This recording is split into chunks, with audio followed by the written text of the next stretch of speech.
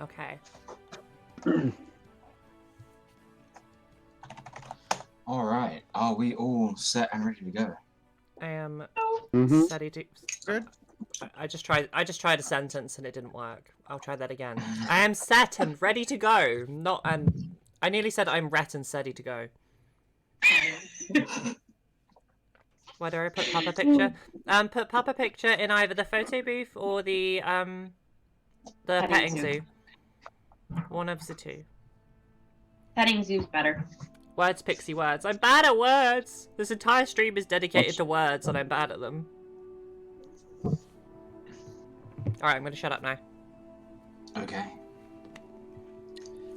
So, last we left off, the soul searchers on their way, marooned up against a cliffside, with only one course of action ahead of them. It's to enter a dark cave, having managed to, in some forms, escape a dangerous scenario of both ships that they were on sinking in a in a rather large explosion. Traveling through the darkness, they were presented with several twists and turns. Trying to find their way to the surface, you travelled up a cobweb-riddled tunnel, only to be chased off and bitten back by several hundreds of spiders.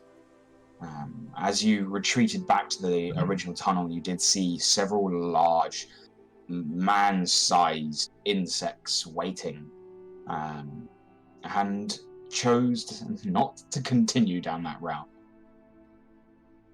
Travelling forwards, as the light gave out, you guys, most of you, found your way sliding down very quickly down a sharp, steep incline, a decline, and vanished 80 feet down a hole into a large pool of water. Though some of you tried to climb up, some others decided to try and go down, and face met polar bear, and eventually everyone ended up drinking the water far below, where you were approached by a merman, introduced himself as Trinwith. Taking you to safety, giving you a special weed that allowed you to breathe under the water, he took you to his city, a sprawling, almost sub-aquatic metropolis, lit up by bioluminescent algae and brightly coloured fish swimming by like streams of, like roads filled with cars. All the lights dancing around you.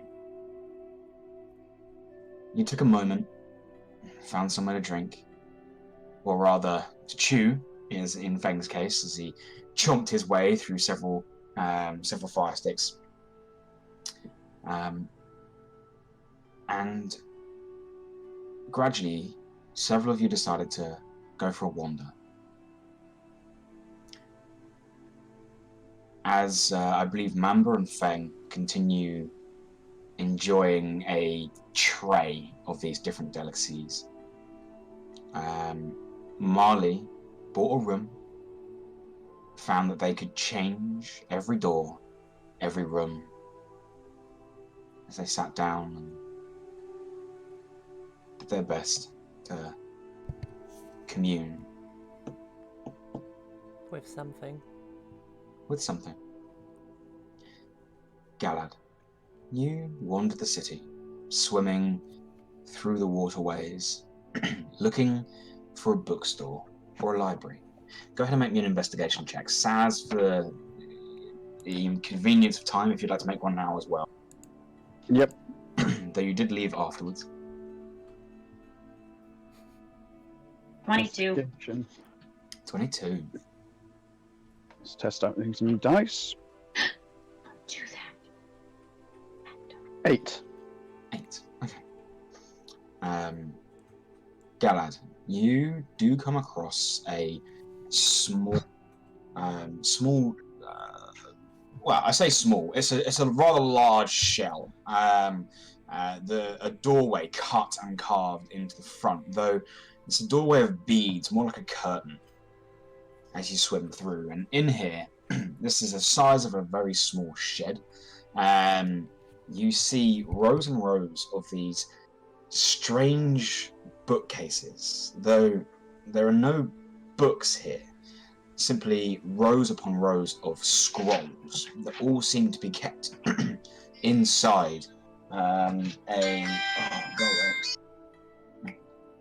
inside this almost glass-fronted rack. You do see that there is a small desk here behind the old, very old-looking trident. This half-giant sea person, his blue skin, his greenish seaweed-like hair is actually starting to go white, and you see like the makings of a very messy, very long beard down the front. He sort of looks up and adjusts a small pair of spectacles that are clearly far too small for his eyes. Sort of looks up. Hello. Hi. New visitors. I don't think I've seen you in these parts before. Oh, boy. Well, I was hoping you could help me with a couple of things. Right. First of all, trade routes to the surface. Do you have a map of them, or know someone I can get a map from? Trade routes to the surface. You'd probably have to go either to the Merchants Guild, or failing that, the council might have some information. They're not generally public.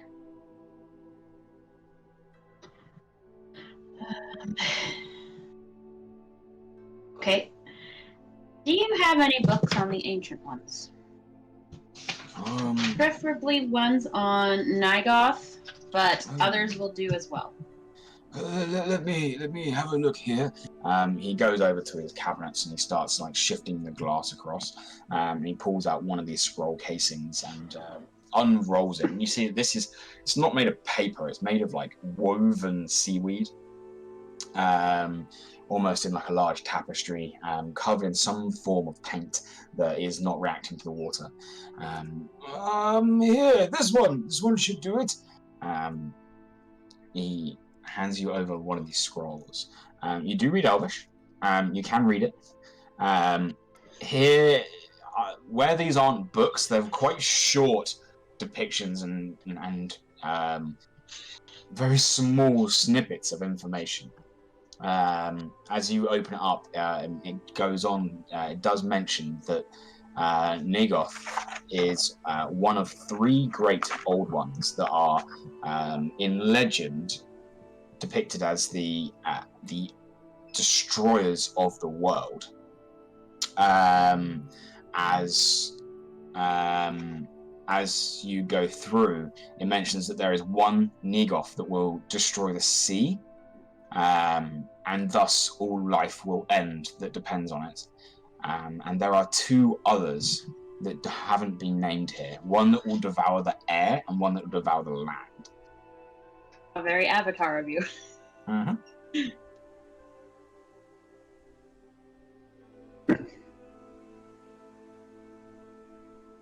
Well, why are you so interested in these old legends? Reasons. Most of the time, these are here to scare the naughty children, but all legends are based in some measure of fact. Is there anything else I can help you with? No, I think that'll be it for now. Not looking to buy anything?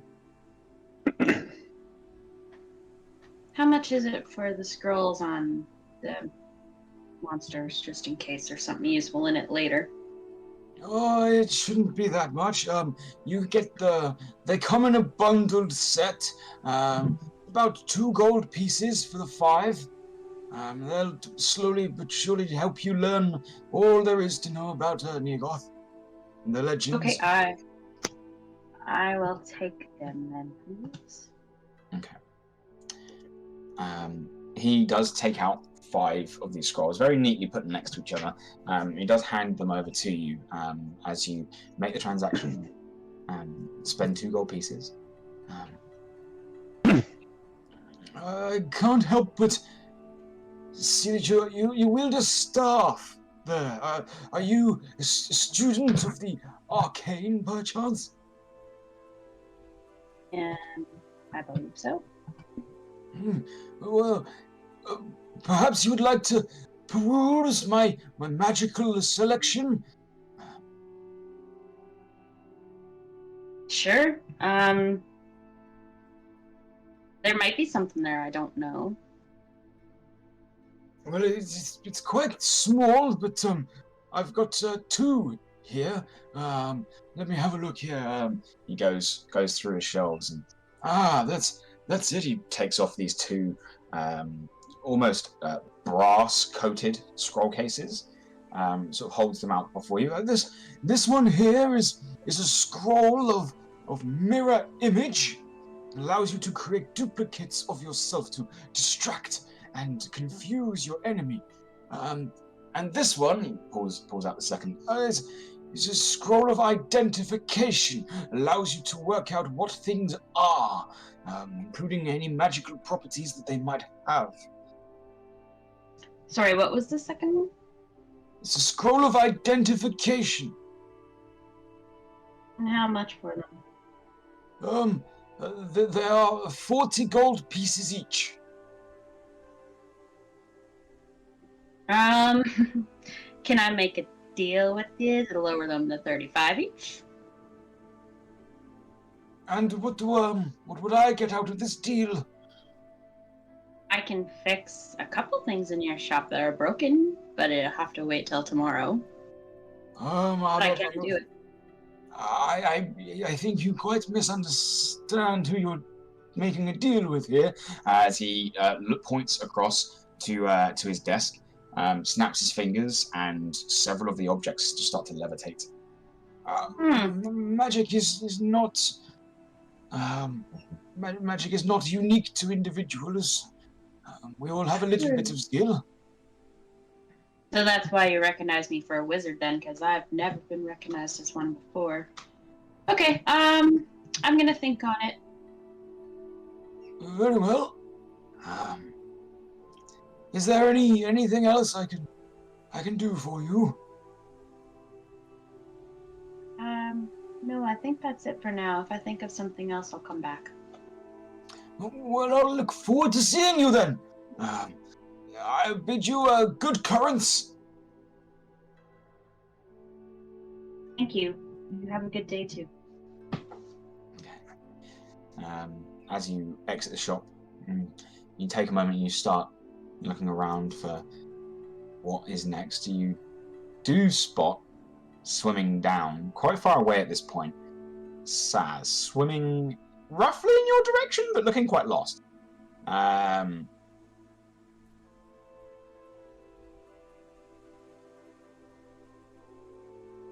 Oh, I suppose I should have asked the shopkeeper which way to the trade merchants.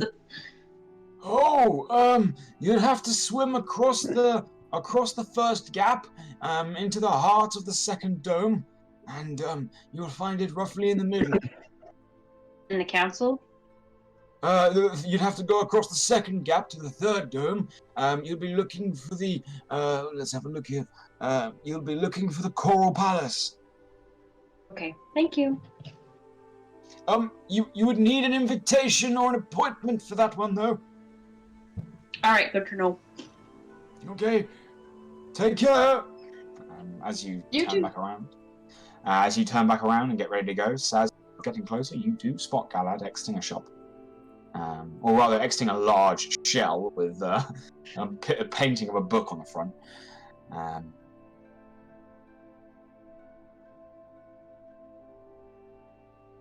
What do you guys wish to do?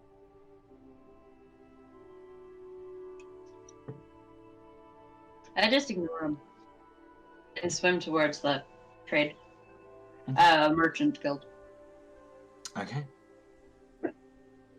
And as you start swimming off, Saz, you do notice, Galad, with your perception, they do spot you, you'd recognize that, and then they deliberately swim off. Question for the DM, how long have we been underwater at this point?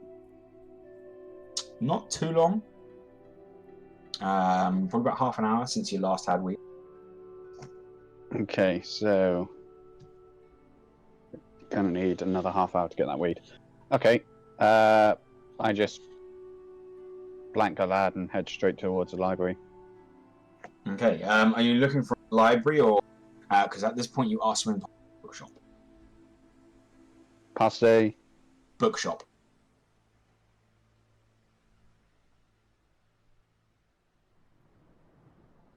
I'll take the bookshop.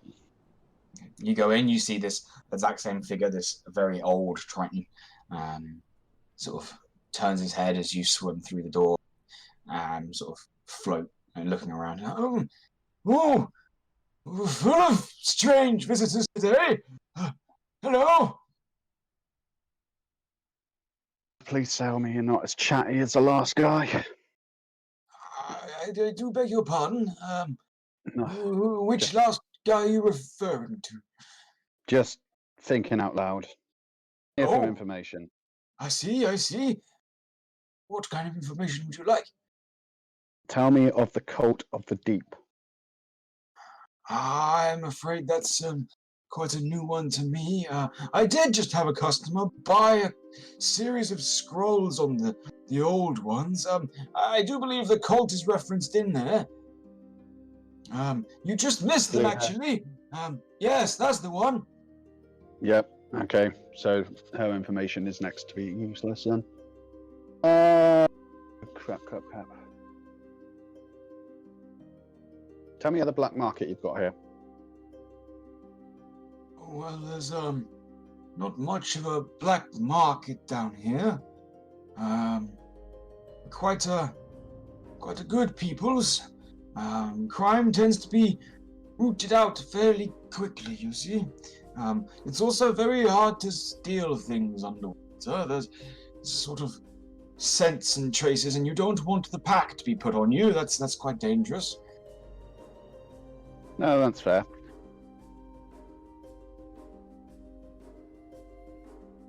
Okay, screw the books. Tell me about Twinwith, even. Trinwith? Yeah. Trinwith is a lovely person. They check by every now and again. They're sort of like a town busybody. Everyone knows Trinwith. Lately, they've been very preoccupied trying to find help to help us with the Draugh problem.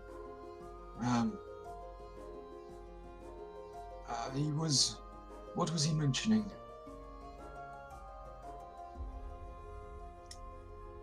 There was a route deep into the cave system, a launching point for some raiders. They've been coming in and causing quite a lot of havoc. Trinwith has been around for a long time, though, longer than I have, and I'm quite old. That's very different, I suppose. We all age differently. What do you know of the land above? Well, almost directly above us is a place called the Springwood. Not quite the chatty group. They don't quite like outsiders, and it took us quite some time to establish a trade route, you see. It's elven run, mostly. There's a few others in there, some different types of wizardry. The closer you go to the heart of the Springwood, the more dangerous it becomes. Though normally you're more likely just to be turned around a lot, sort of lost in your own heads. It's very rare for you to actually be attacked, you see. Though don't mention the great tree, and you'll be okay. Don't mention the great tree. Okay. That's going to be information to know. Are you shopping as well, perchance? Bit of trade in my store? Yeah, I need weapons. Oh, weapons are a little bit hard to find in my shop. But you're the adventuring sort, are you? Well, you said yourself you haven't seen us around here before. Well, perhaps I could interest you then in a treasure map. Go on. Well, I can't give away all the information, otherwise the map itself becomes rather redundant. But there was a tale of a ship that was sailing nearby and got lost in an open cavern, only to be sunk by a beast that followed it. They were trying to escape the skies, found the beast, enjoyed them very much in the water anyway. There was a ship called the Crimson Dawn, known for its alchemical goods and a series of strange potions and interesting items that you wouldn't find elsewhere. It's rumored that the ship went down with its hoard. I happen to have a map of the rough location of where it went down, and I would be very interested in selling it to you for 50 gold pieces. Oof.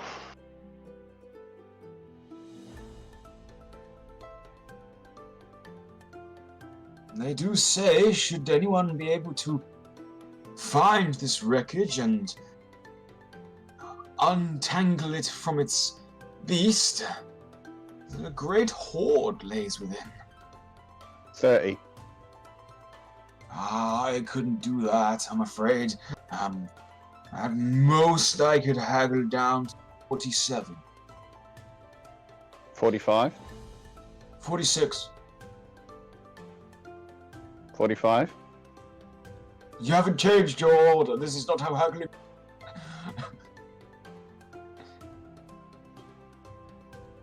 46. 46. Brilliant! As he swims across and sort of opens up one of these glass cases and takes out a black wrapped scroll and offers it out. Is this paper? Sorry? Is this paper? No. You take a look at this and you see this is also that sort of woven seaweed. Okay. Thank you very much. Take that. Okay. Directions towards an armory, or to, I don't know what you would call them here, stables? We do have a set of stables. Armory, are you after something to buy, did you mention? Yeah. Okay, you'd actually be after the Sunken Arms. It's about 5 doors down. Okay. Much appreciated. You're welcome. As you make your transaction. Anything else I can do for you? Yes. One more question. Where do I get the weed from? Oh, there's quite a few places that will stock it. In fact, I've got some here. Do you need a top up? Yeah, a little bit, please. He opens up a small box and takes out a piece, and here you go. And you'll find that most shops will have one just in case. Last thing we'd want is a guest to drown down here. Thank you very much. Do you want any money for this? Oh no! This is supplied by the city. Okay, fair enough. Thank you very much. You're Just very gonna welcome. cut it off. Okay. You swim on out. Where are you going to head? You said it's armory first and then stables? Yes. Armory first. Okay. And you start swimming down. You would actually get to the weapons store before Galad gets to the trade district, or the merchant guild. So you do swim in. You find that this is less of a shop. It's more of like an open air circular sort of dais. A couple of it's interesting here. The water is bubbling and boiling, and you see that they have some form of vent system going around, which is just red hot. Looking at this place, it's less of a smithy, more of a tinkerer's workshop. It's pretty hard to smith underwater. But they seem to be wrapping their weapons and binding them quite a lot and splitting the half to really wedge in various blades. You do notice that there is a sea elf sort of at work, just currently wrapping a handle of what looks like some sort of short sword. Check.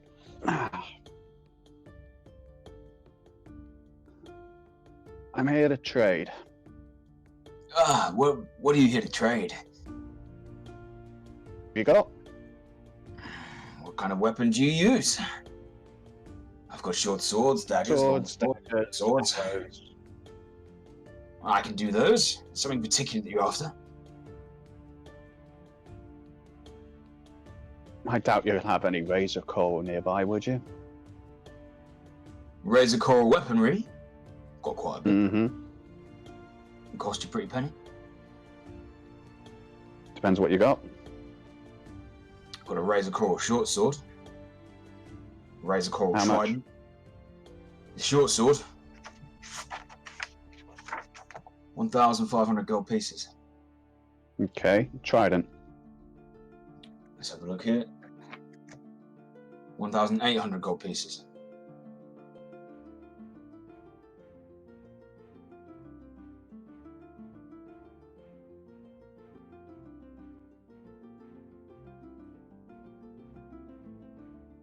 What about arrow tips? Not very common. Razor coral, it's one of those things that need to be sort of attuned to you. Its properties will bleed onto you, and the arrows, they're just not big enough to do that.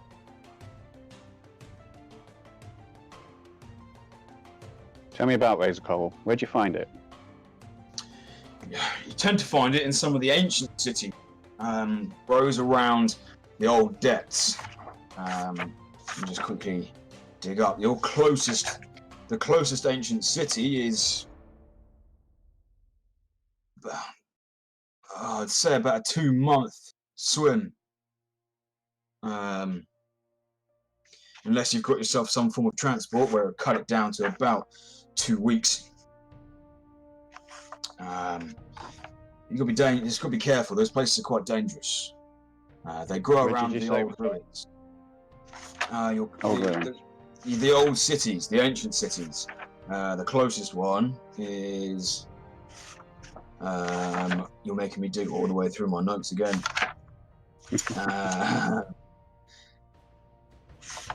Oh no, I put it on this page somewhere.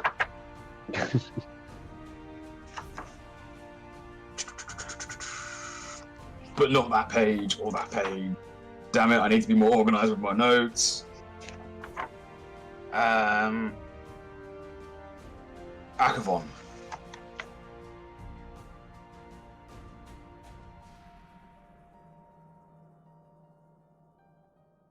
You'd be swimming under Dragon's Tail, through the tunnel network, out to sea on the southern side of Dragon's Tail, and from there, be a couple of weeks swim.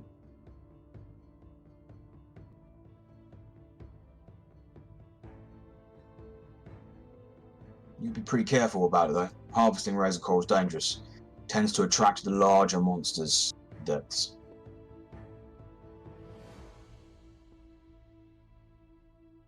How would one go about harvesting it?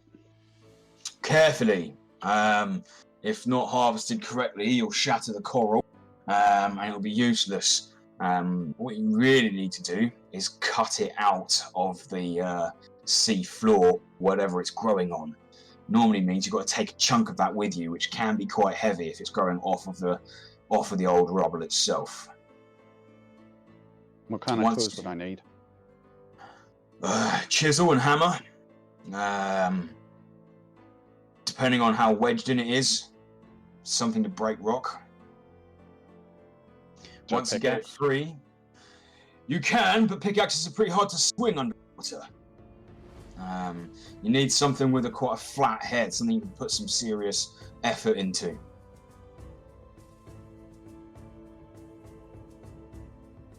Hammer, chisel.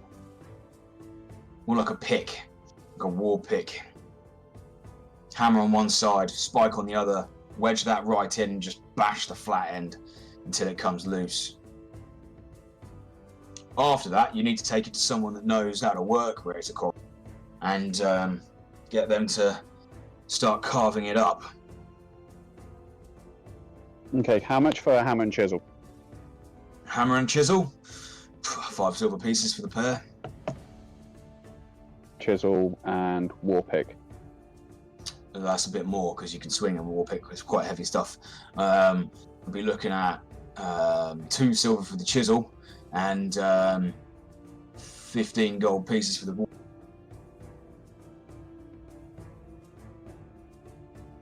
I'll take that plus 2 hammers. All right. That'll be 15 gold pieces and 7 silver. Okay, so that's 2 hammers, 1 chisel. Mm-hmm. And for how much? 15 gold and 7 silver pieces. Take 16. Thank you very much.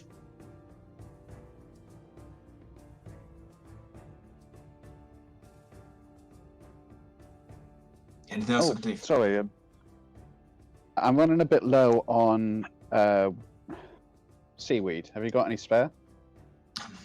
Maybe a deception check. Deception? Technically, I am running out. You've got half an hour on your current one and then a whole hour. Yeah, but they don't know about the other one. 13. Yeah, I'll give you another piece. Don't want you dying down here. Goes over and Thank you very much. You get another piece.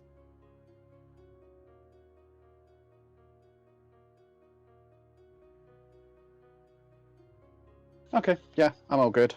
Stable's just down the road, yeah? Yep, just down the road. Sweet. Thank you very much. So you start swimming off in that direction. Meanwhile, back at the tavern, the drowned anchor.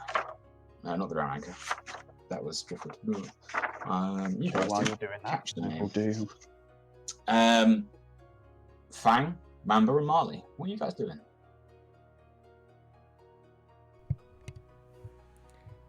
I'm probably still in my room, but I think I am going to leave. Because I got what I needed, I guess. Okay. So I will exit into the tavern and go and sit with those guys, provided they're still sat there. I'm going to give her one of the sticks and be like, chomp on one of these. Yeah, I'll take one.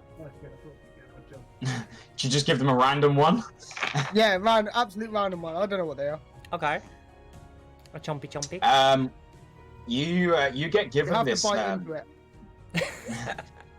You get given this sort of white stick. As you bite into it, it's almost like biting into pure sugar. This is amazing! Can I have more? Do you have more of these white ones? Is there any more of the white one? There is a platter of various colours. Yeah. There are several other white ones here. I just like bundle up a few of the white ones and stick them into my bag. All right. Mamba, what are you doing? Sorry, Karen. Sorry. No, Yeah, no. no. Go for it. Go for it. I was gonna strike up a conversation.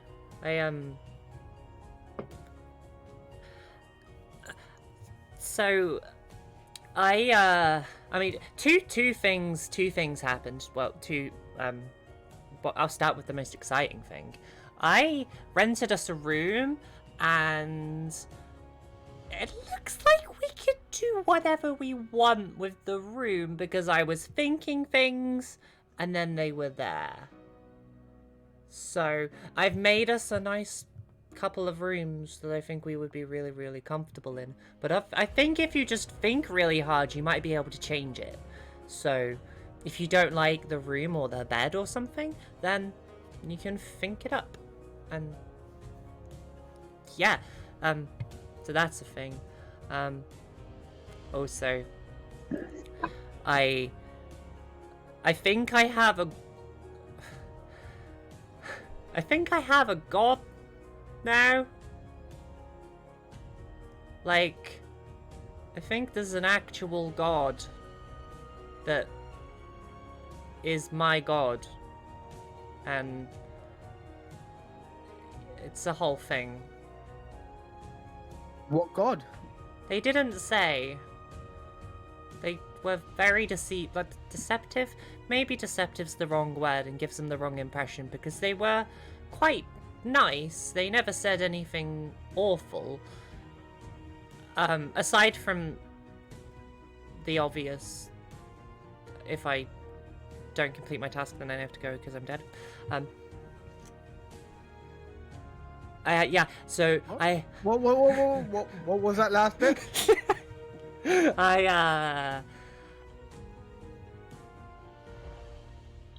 When I died, because I died, like, big gates and everything, like, I kind of spoke to a being that I didn't see very much of. It was just here. It was just this omnipotent being, and I got asked if I was ready to ascend. I am not ready to ascend.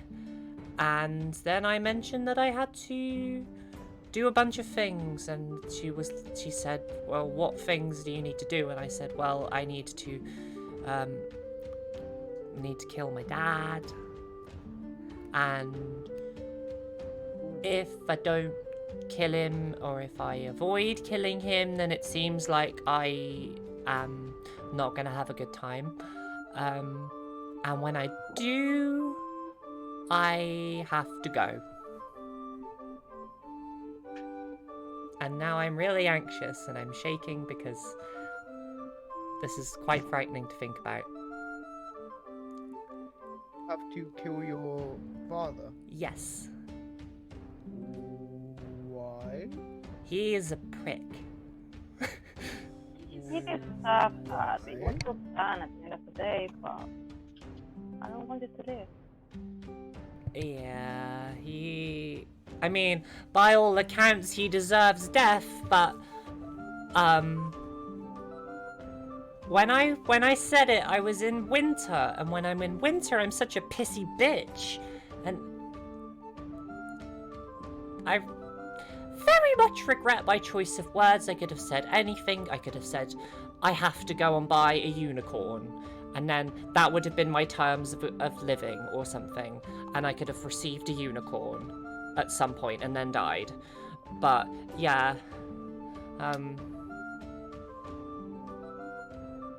Do you have time? she didn't say, or they didn't say. They just said I have to be on the path, and if I find something that gives away that, like, my dad is near, then I have to chase that. Like, but good news is he's a terrible person, and it's I don't know how likely it is he's tied into this Drow business, But, you know, he's a terrible person, an even worse dad. So, he might be tangled in this. I'm not sure. I just kind of assume that wherever bad things are, he is, so.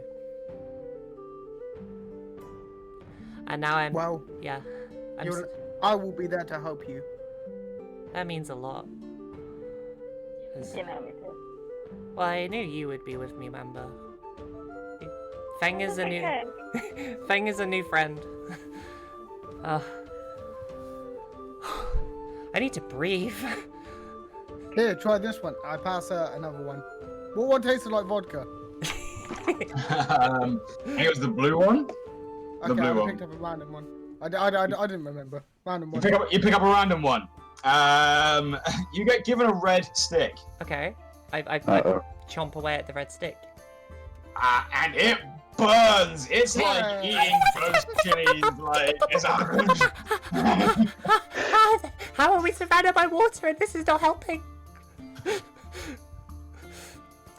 She needs some milk.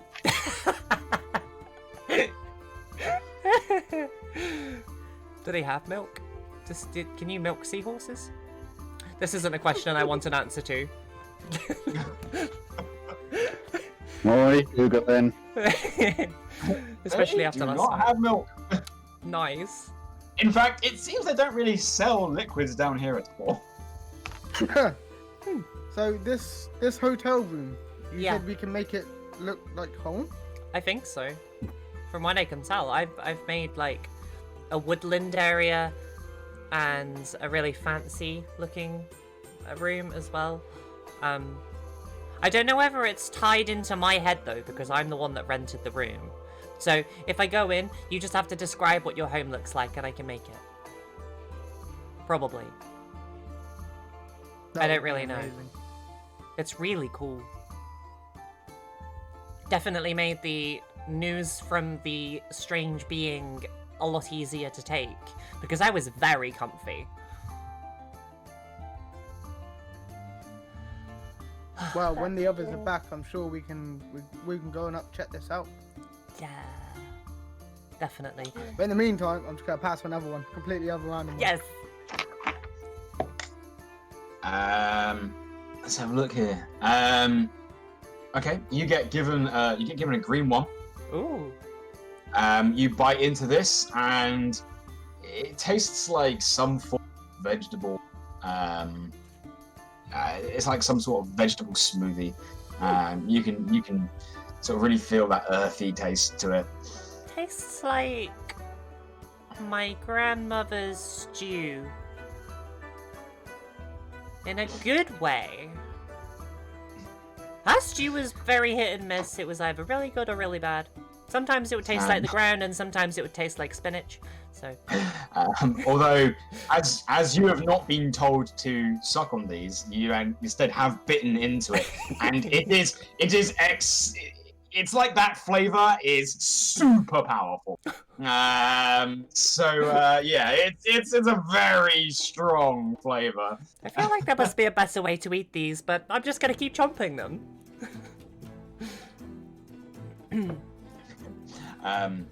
Is there anything else you three would like to do, or are you currently just chatting away and? Just chatting away. Just chatting away. I have nothing that I need to do. Okay. Galad, you swim, and you keep swimming. You end up coming to a point where the city sort of stops for a minute. You can look right down, and you can see the black void of the ocean below you. And then across this gap, maybe about a 20-meter gap, the city continues again. And from this point, you can actually see that the city seems to be these large sort of circular discs that are suspended by some form of stalk that seems to be coming from the depths of the ocean. Swimming across that gap, you continue making your way to the second ring, and you head towards the center, and you do see this is a lot of almost constructed buildings. You see that there are signs of brickwork here, but upon closer inspection, the brickwork is a mixture of stone and different types of coral bedding. And as the further you continue in, the grand these buildings seem to be. Until eventually you come across an area which is quite simply labelled in Elvish as the Merchant Guild. Swimming into this area, you see there is sort of a large foyer and a very big reception desk, and behind that desk is just a wall of doors. And it seems that every now and again you watch someone swims up to one of these doors, opens it, and steps through and walks into whatever room is next before the door shuts again. Okay. Go ahead. Behind the desk is a sort of a very rounded turtle, single on one eye. He's got one of these. He's got one of these red fire sticks in his mouth. He's just slowly munching away and spots you up and. Oh, hey! You, business? Kind of. What kind of business? Well, we're here to help a merman by the name of Trim with some problems. Oh, hey, Trim! Yeah, we're supposed to help him clear out the trade routes, but in order to do that, we kind of need a map of the trade routes. Map trade route? Well, come right up. Sort of looks down and he's very slow, this turtle. You see him sort of budging around, sort of bashing himself into the desk he's on before he sort of leans down. Trade route. Here you go. He sort of hands it on over. This large scroll. This one here, this will take you to Springwood via Tunnel Network 1. Okay, quick question. Are there any that don't take us to Springwood? Or take us as close to the edge of the forest as possible? Takes a look at you and spots Jodie on your shoulder and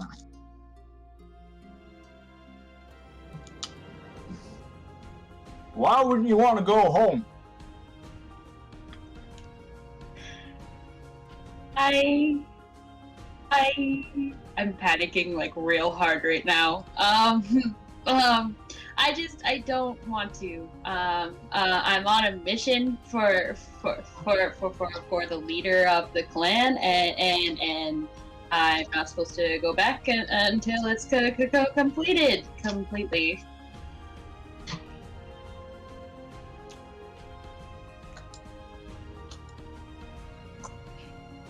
Okay. Well, the trade route just needs clearing. Don't have to go all the way through. Okay. Just go in, tunnel, come back.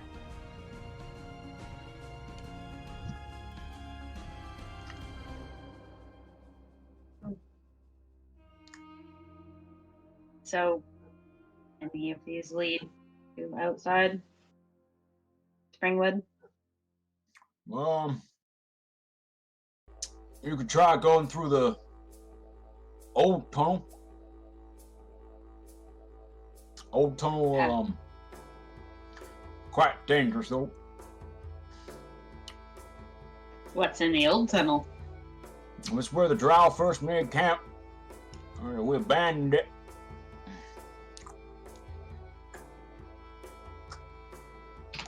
The Draugh were spiders? Oh, they worship spiders. Worships, oh god. We came across some spiders on our way here, swarms of them. Do you know what kind of animals those are? I think the technical word is creepy crawly. big, Okay. fucking great big crawlies. Have any of your men discovered any weaknesses of the Drow or the spiders? Daylight, but that's real hard. Hard to find underground. Both of them? Well, the spiders don't like it. The Drow really don't like it.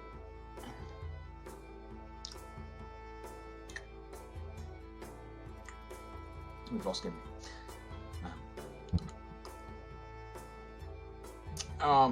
Won't hurt him. Will make him not very good at fighting. I suppose you guys would have tried fire being underwater and everything, so... Okay. Fire's I just as can't good think- as swords. Fire's just good as what? Fire's just as good as a sword. Hurts them, kills them. Good to know, good to know.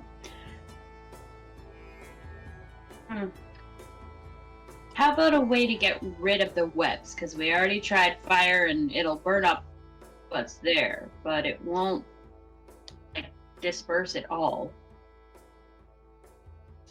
You could flood the tunnel. It's not good wet. What about ice?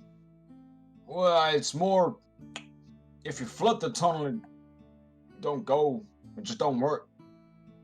Webs don't tend to work very well. It's good stick. What flavor is it? Cinder stick. Lets me remind myself I'm alive.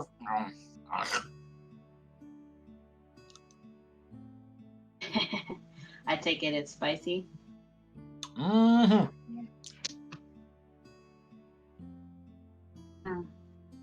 Okay, I think that's all the questions I had for you. All right. You have a good one. You too. And one thing though, if you see me again, do not mention that I'm from Springwood to the group I'm with, please. Why not? Because it could put them in danger. They're not keen on outsiders, as you probably realized already. Mm-hmm. A lot of trouble getting that trade deal. I'm surprised you guys got it. Well, we were persistent. Yeah. All right. Well, thank you. You're welcome. Have good current. Same to you, sir. As you exit the Merchant Guild, is there anything else you'd like to go? I'm just gonna go back to the cafe where they were at. Okay, you start swimming back. So as you continue on your journey, you do come across a sort of a large area. It's like a hole has been cut out of the city floor, and you just look directly down. There are several pens, sort of in like this cylindrical column that go all the way down for about 80 feet. And all these different pens all put inside. And you see all these different types of seahorses. You also see a entrance to a large sort of domed shell that seems to be closed at the moment. There's a couple of workers going to and fro. I know I'm probably not going to know the answer to this, but do I have any idea on what time it is? No.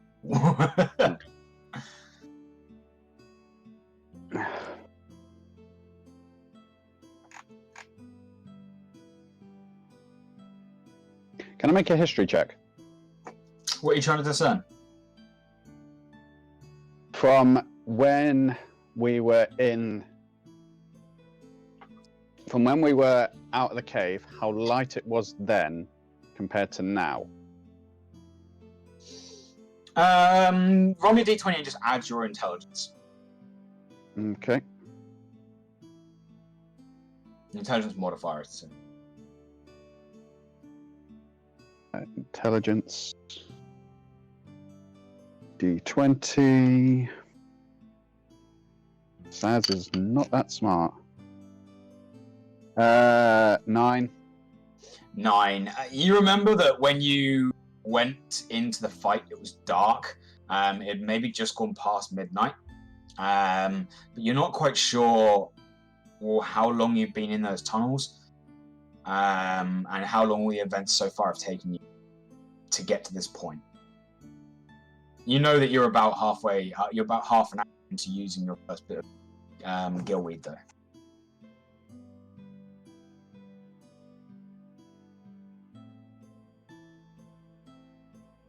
Okay. If Saz is thinking things right, from the fight, the cave, to the short rest, to the fight, to the swimming, it's probably going to be about late evening. That's what I'm guessing anyway. So, screw it, plan B. I go up to one of the workers and say, hey, do you need a hand? Hand? You got any experience working with these beasts? I'm a fast learner. Let's see if we can help you out. Find you work. Old Krish needs feeding. Which one's that? Oh, tell you what, follow me and we'll go feed Krish. He leads her across to the really large domed shell, and sort of pulls open these doors. As you look inside, these doors get pulled open. You see a very large hole here, maybe 80 foot in radius. So about 160 foot diameter, sort of circular pen here. And looking forwards, at first you just see this really large sort of armored dome. And then as you pay a little bit more attention, you see that this is simply a massive, massive turtle. And on its back, on its shell, are several coral-bound, carved coral platforms. And it looks like this is some form of giant war tortoise that is about 80 foot long. And you see the head at the front. There's this giant snapping beak. Oh, Krish! Dragon turtle. Feeding time. Don't put your arm in his mouth. He looks bitey. He won't mean to. Forgive me. But he'll eat you. Forgive me. I haven't seen one of these in X amount of years. How much is X? Long enough time to know that I'm a little bit more unfamiliar with them. Well, looking at you, I don't mean to be rude. You don't look like you belong underwater. You caught me. It wasn't hard. You don't have gills. We're happy for the help. We ain't no judgment here. No, it looks like you guys could do with a hand. All right. Well, in that case, if you follow those workmen over there, they're getting food ready for Krish. You just need to swim on over, place it in the feeding basket, and off you go. Not heavy lifting. Sorry, one more thing. What's the name? Name? This is Krish. Oh, yours. Oh, my name. Of course, you'd ask for my name. Random worker at the Random's stable. a good name. Right. I'll catch you in a bit, Random. Names for What? everyone. I hate you guys. You immediately, without letting him finish, you walk off, calling him random. I hate you, Saz. As you go across, and you find that there's a lot of these workers. They're taking large bundles of seaweed and fish, and just mixing it all up and putting it in this giant basket, which they're then pulling on all these winches and levers to sort of swing it around to this turtle's head. And you see, as its head extends from the shell, that beak just snaps down, takes half the cage with it, and just slowly chomps away. How long are you going to stay there? How long are you going to work? I could do about a good couple of hours. Couple of hours? 2 to 3 hours. Yeah. Okay, cool. You spend the next 2-3 hours. Go ahead and make me an animal handling check, please. I was wondering if that was going to be the case. Don't fuck me over like you did last week. Ooh, 19. 19. You did a pretty good job over the course of 3 hours. As 3 hours sort of kicks by, we'll get to that in a bit, actually. Galad, you do swim back to. You do swim back to the group. You find everyone there apart from Saz, and they're just happily talking and munching away on these different flavored sticks. Did anybody get a room yet? I did. Yeah. It's very fancy. I don't know what it'll look like for you, but it looks really nice for me. Mind if I borrow it for a minute? Well, it's for everyone. So yeah, go ahead. Alright, so I quickly swim to the room and drop Jodie off in it. I promise I won't leave you here for long. Call me if you're in trouble, and then I go swim back to the table. Okay. Doesn't take long. One thing out of character though, I just want to say last time I slammed my hands down and said if I go back to Springwood I could die. I'm just gonna redact that to say I'd be in trouble. Fair. Pretty important. Okay. And I just say, Jodie might be in danger down here, so I'm gonna keep her in the room for now. Why is she in danger down here? Well, I mean, she's not feeling the underwater vibe at all. More like danger to herself. Okay. That makes sense. Hey, hand me one of them sticks. I hear the red ones are really good. You've got to bite through them really hard, like crack through them. I'm just gonna nibble, but thank you. I hear they're spicy. Okay. Yeah, you partake. Even just nibbling at it, biting a little bit off, is hot. Very hot. Okay, I decide to throw the rest in my inventory. Let's say 3/4 of a stick. Okay. I think I'm sat here with like 4 white Add a sticks. Yeah, you've got 4 sugar sticks. Yeah. And I'm gonna grab a green and a white one to try and put them in my inventory as well. White's great. Alright. You seem different. Are you all right there, girl? Yeah. Yeah. Did you get drunk already? How? I don't know if they have alcohol in them. I'm just going through it. It's fine. That's probably why Jodie doesn't feel comfortable down here. We're in a tavern and there's no alcohol. Are the sticks alcoholic or not, are they? No. You've got How them the hell would taste. you make... Nothing that's so far. Nothing intoxicated you guys. Yeah. I'm fine. I just had a very interesting conversation with a deity. And I'm processing it emotionally, you know. A deity of what kind? For the sakes of speed, I'm just gonna say that Galad knows everything that we were talking about. Yeah, you earlier. tell me all about it. Yeah. So yeah. All right, interesting. I have to kill my dad.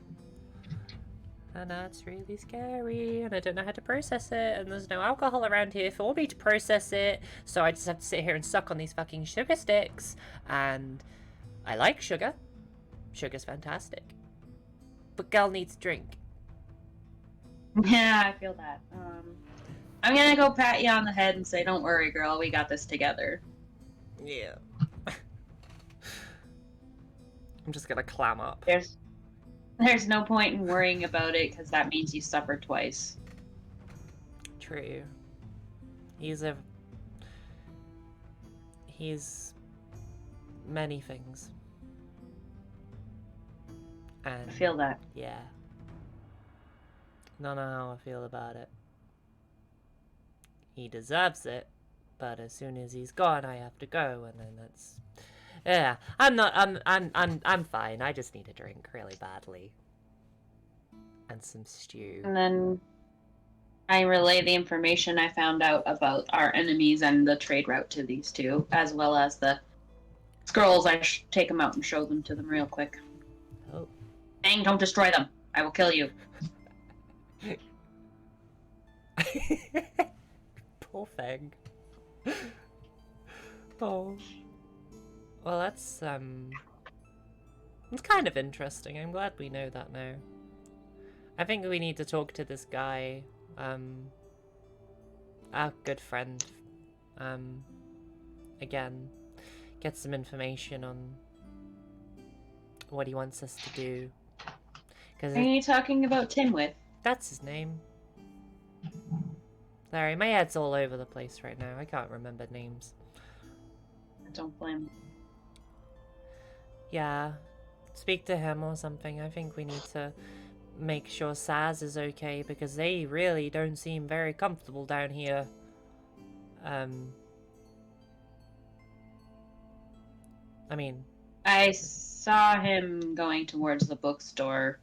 Huh? Sorry. I saw them going towards the bookstore. Yeah.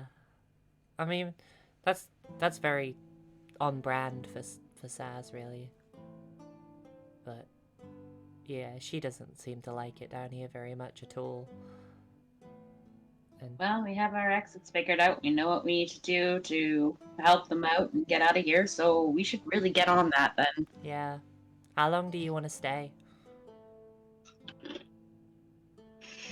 I'm sorry, I don't feel real comfortable making a decision without Saz here. Fair enough. As much as she's annoying me lately, I still really care about her and her opinion. She's been kind of very bitchy since we got on the water. She's been bitchy since you blew up. That wasn't your fault, actually, since technically the captain of our ship blew up the other ship. Yeah, that bastard. Wasn't his fault, though, either. Just a series of unfortunate events, let's say. That was... Hindsight is 20/20, isn't it? Pretty much. Well, with the room, when you go in it, you can decide what it looks like. Oh, it just looked like a bed and... No, get Or walls, creative. Do you want, like, vine walls, or do you want, like, a big throne? You could have a throne. It just looked like a normal room to me with beds for everybody and a little place in the corner for Jodie, 4 wooden walls and a tile floor. Is that what it looked like for you? Yeah. Go, think bigger. Go crazy. Get some marble. We don't in need there. more than that. Make a nice tent or a little campfire. Campfire would be nice. Jodie loves a good campfire, but we're underwater. Well, no, not in the room. The room doesn't have any water in it. Did your room have water in it? You can tell it to not have Yeah. water in it. Oh, well, that makes sleeping easier. Yeah, you just have to ask it nicely. It's fine. I don't know what to tell you. I hate asking for shit. Well, Like, I'll go hate in and it ask so much. for you. I'll leave it a note or something. Whatever being is controlling the room. Feng, Mamba, Ah. do you guys think we should help out our merman friend? You mean go fight the spiders?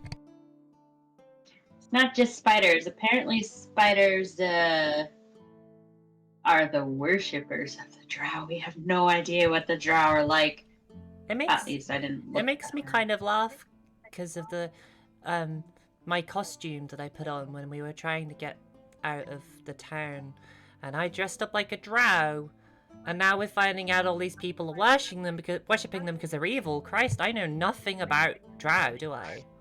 What do I know about Drow, DM? Make me a history check. Fair enough.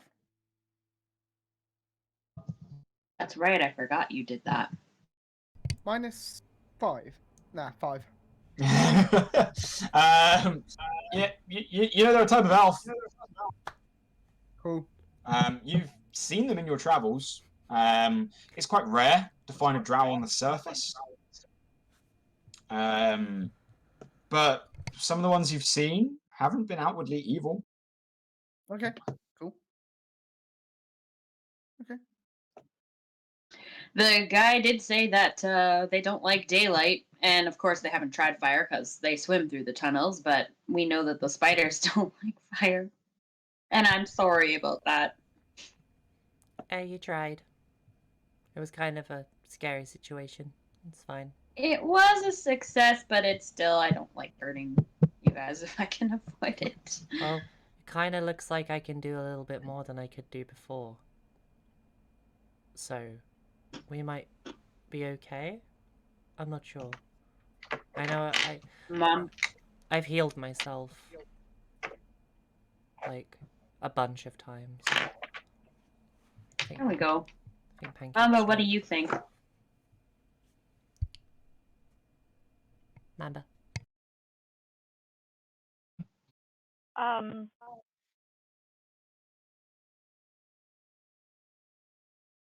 I don't really want to fight the spiders, to be honest. But at the same time, we need to find out. I don't know. Fight? Because if we don't want to fight, we could just ask some of the traders if there's a route that has either less or none of the monsters.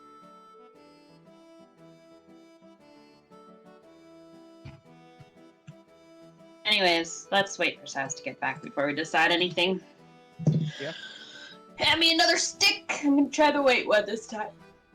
I hand Oh, you one of Marley. my sugar sticks. Yes, Frank? I see you seem to be favoring your sword now. Is this gonna be common? It feels better. I can't explain it. It doesn't make any sense to me. It literally doesn't make any sense to me. I go to do magic, I go to try and do like my fireworks spell, or I'll try and make the earth shatter, and my hand goes to my sword.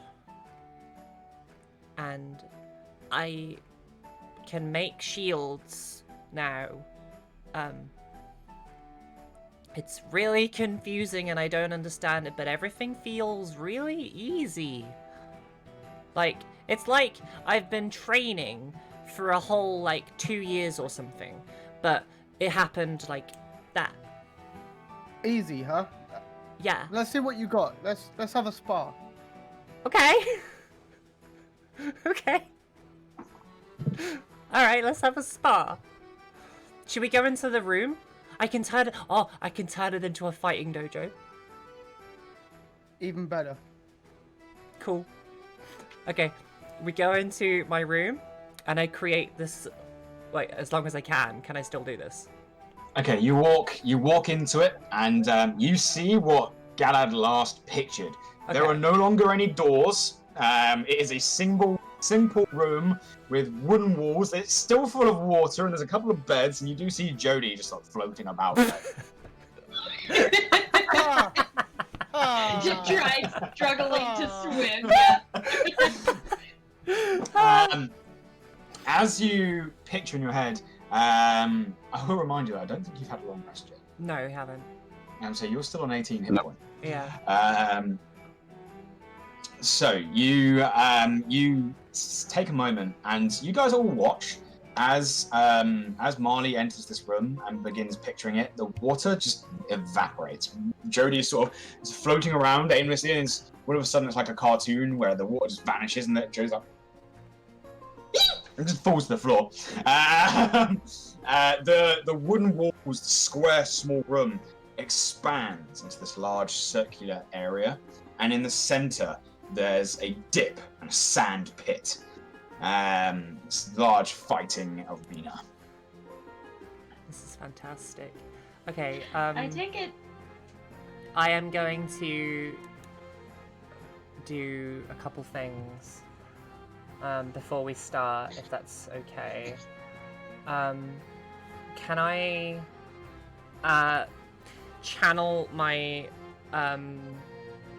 my divine power and regain a spell slot, and then use lay on hands to retrieve 10 hit points back?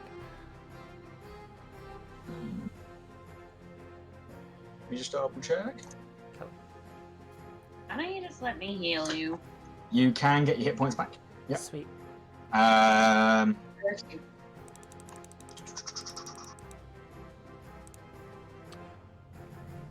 And you can indeed use your champion. Fantastic. There we go. It must be a level spell 1 spell slot. Yeah, they're all level 1. That's fine. Okay, I'm ready. You ready? Yeah. All right. I'll let you make the first move. Oh my god. Okay, you guys hop into this sand pit. Hold on. I need to do something. Oh god, I fucked my phone up completely. Right. This music is too cheery for this. Feng, are you taking Nuki into the pit with you? I feel like that would be a bit unfair. No, Nuki's going to be sat on the side. You guys do watch as Nuki sits down. They're just sort of looking around. They start looking a little bit bored. And then all of a sudden, barrels and barrels of fish just start to appear next to Nuki. That's fantastic. Wow. Nuki sort of looks around and is like, oh! What? What about alcohol for Jodie? Interestingly, Jodie, you take a look at Jodie. They look at Feng. They look around. You see them close their little eyes, and nothing happens to Jodie. Oh. All right, so you guys climb into the fighting pit. Feng gives you the first strike. Marley, what do you do? I draw my rapier. And go ahead and make an attack roll then, if that is indeed your plan.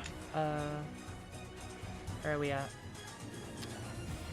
Has a 19. 19 hit.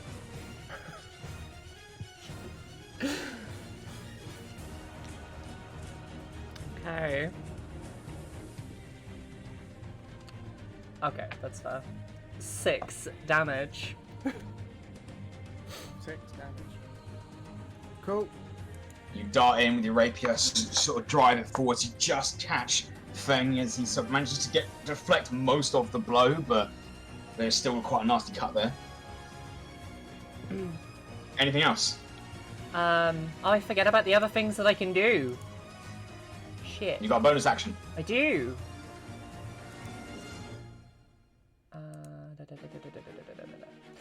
I am We're still going. level 4, aren't we? Oh, yeah, that's what I'm going to do. I'm going to... I think I'm just going to drop the pretense at this point. I'm going to cast Shield of Faith. Yeah, cool. As you step back from your attack, sort of bring your hand up, and this golden glow explodes from your fist and just covers you in this flickering golden shield. Feng, you're up. Oh, I'm gonna just slowly walk over and feint with a hit, and then come the other side with the warhammer. So I'll just sort of feint and then. All right. That is a 18 plus 5, 23. It's gonna hit. Yeah, it is. It's a one shot. Yeah, you watch Marley as Feng steps forwards, and you've been learning some new things about your attacking. But what Feng does throws you off guard. He starts to bring his arm out on one side, and you immediately go towards to block it.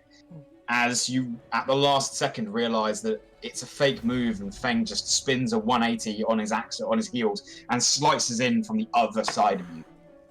Learning some skills. How much damage you do, Feng? That is 9 points. Ah, shit. And then that. Oh, and you are marked. But that's all I'm gonna do. Oh, Alright. Christ. Marley, you're up. Alright. Okay.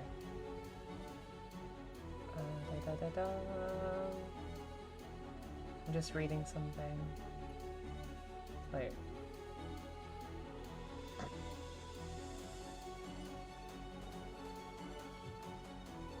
I'm thinking. Can I use my channel divinity? You just used it. Okay, that's fair. So that's okay. That was confusing. Sorry. It on the screen. It's not clicked out for some reason, and I don't know why. Okay. Okay, that's fair. I'm gonna start sort of like I'm gonna try and mimic what Feng was doing and just like bounce around the ring a little bit and like make it look like I'm going different places. Okay. That's the wrong dice, and I'm gonna go Put your own style on it. again with the rapier with a nat 20. Damn. All right. Nat 20 plus 5. Nice. It's definitely gonna hit. It's definitely gonna hit. And I'm sorry, but this is the first time I can do this like properly. Do it. Do it. I am going to. Which one? Are you planning on using your smite? I'm going with Wrathful Smite. Right. So Wrathful Smite is a spell you cast before attacking. Oh, so just. What you want to do is just smite. Yes, I want to Regular just smite. Okay, well, you do learn at this point, Feng is not a fiend or undead. Oh. He is alive and very much mortal. However, that is still 1d8 for your rapier. Yeah. Plus 2d8 radiant damage. So go ahead and roll 3d8 for me. Okay. I'm in trouble. 3d8. In danger. So go ahead and roll 3d8 and add them together. Okay. That is 10, 11 plus the regular 5. No, without the plus 5, just add the dice. Okay, so Just add the dice. that is 11. And it's a critical, so it doubles to 22. 22. Plus 5 is 27 points of damage.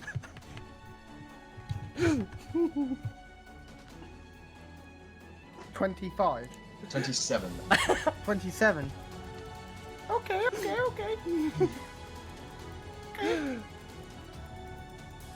It's a shame I Remember to use mark off- my Remember to mark off your spell slot. Oh yeah. I'm gonna look over to Feng and just be like, see? Different! Good.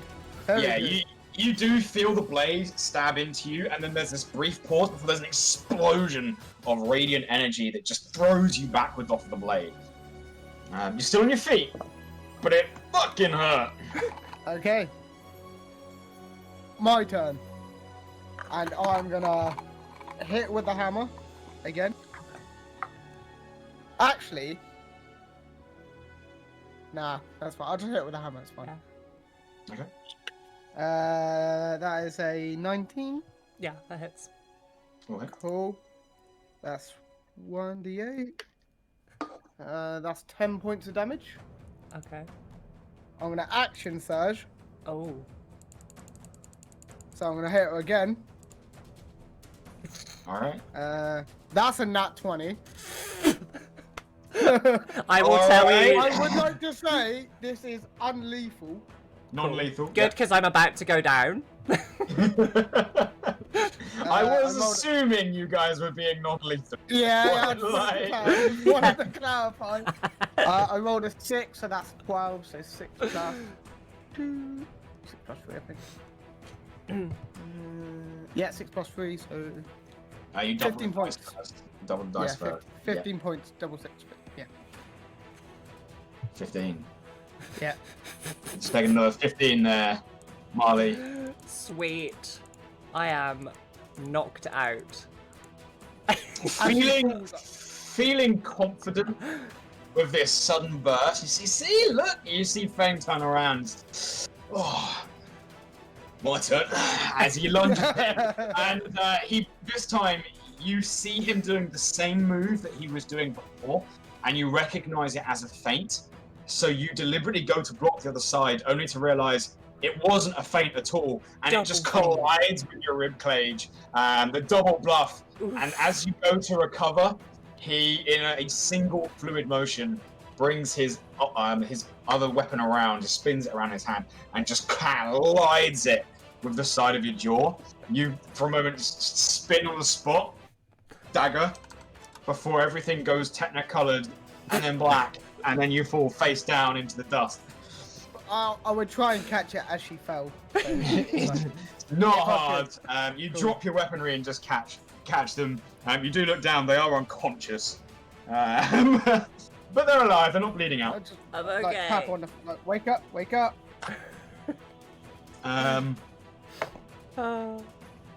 Without magical healing, you are unconscious for 4 hours. Nice. Nice. If I'm watching this, I'm going to go do the save, the whatever it is, if I still have it. Cjbeards, yeah, if Galadesis Here's is in the the room, or I am gonna use it. Yeah. Alright. So Use one of you Spare can the go Dying. ahead and use Cure Wounds. Spare the No, Dying no. does not wake someone up. Oh, right. I've still got 2 cure wounds left. Alright. How Go many ahead do you and have, roll Marle? your hit dice. Roll your hit points. But you are brought back to consciousness there, Marley. Feng's just sort of got you held in one arm. He's just sort of propping you up at this point. You sort of blink your eyes for a moment, and you feel the healing energy from Galad washing over your body, but you're awake! Your head really hurt! That really hurt, Feng. I mean, I'm sorry. don't be sorry. I was so good, and you were That's good. You did very well. Very well. Hey, you accepted the challenge. We're gonna be 6 hit points back. We're gonna be such a good team together. Definitely. We'll get a few more sessions in later on, but we'll get there. Hell yeah. Okay, I'm 6 hit points. Sweet. There we go. I could really use a rest. And I'm just gonna think of this really big, amazing looking bed with like pink sheets. And Okay. I'm just going to crawl into it. Even though I don't sleep, I'm just going to lie on it and start trancing. You just picture it here in the middle of this fighting pit, or do you Yep. picture another room? Nope, right in the middle of the fighting pit. You guys watch as this massive 4-poster bed with giant pink duvet and like 60 pillows just appears in the center of this fighting pit. It's very pink, very large. So how does this work then? You just think of what you want? Pretty much. Yeah. And I'm gone. Cool. Feng's gonna try and think of another room, but to look like how his home would. Okay. You picture in your head a doorway, and a doorway does appear. The rest of you do see this. Marley, you'd probably see it just before you trance, this doorway appearing. And Feng goes forwards. The closer he gets to it, the more you begin to hear the howling winds from a far distant area. You open the door. To your disappointment, you can see the walls and you can see the sides. However, you then do your best to picture it as large as it can be, and the walls expand and just go on and on and on.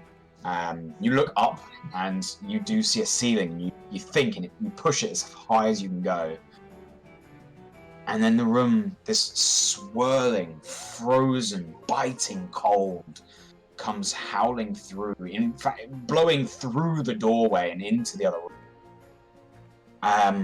You look around and you picture home as best as you can, but home to you isn't a single place. Home to you is a people. And all of you begin to hear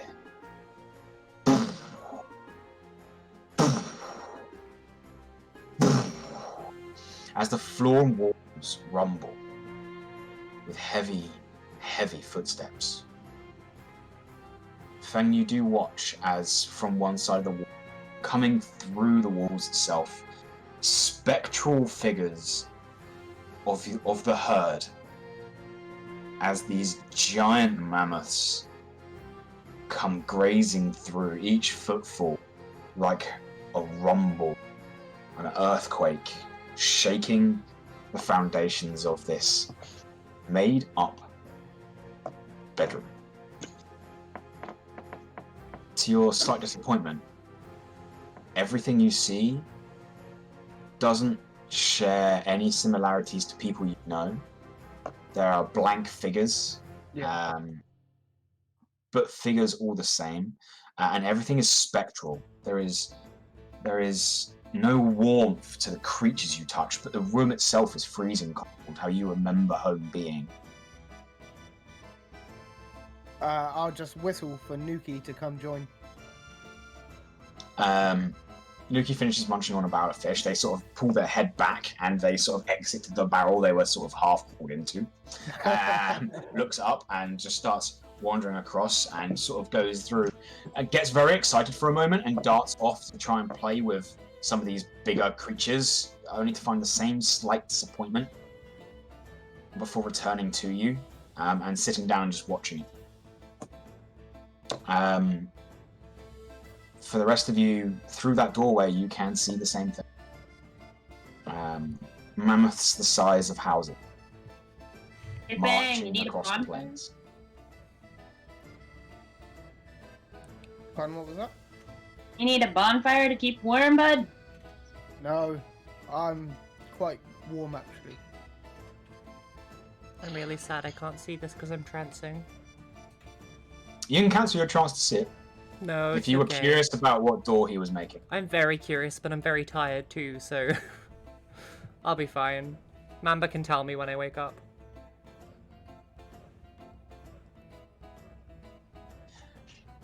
Is there anything else anyone would like to do? I'm going to guess that I You're come in still at this working. part. Nowhere near. Nowhere near. Okay. These guys have been chatting for like 20 minutes and had like a... let me have a look. That lasted 2 rounds. A 12-second duel.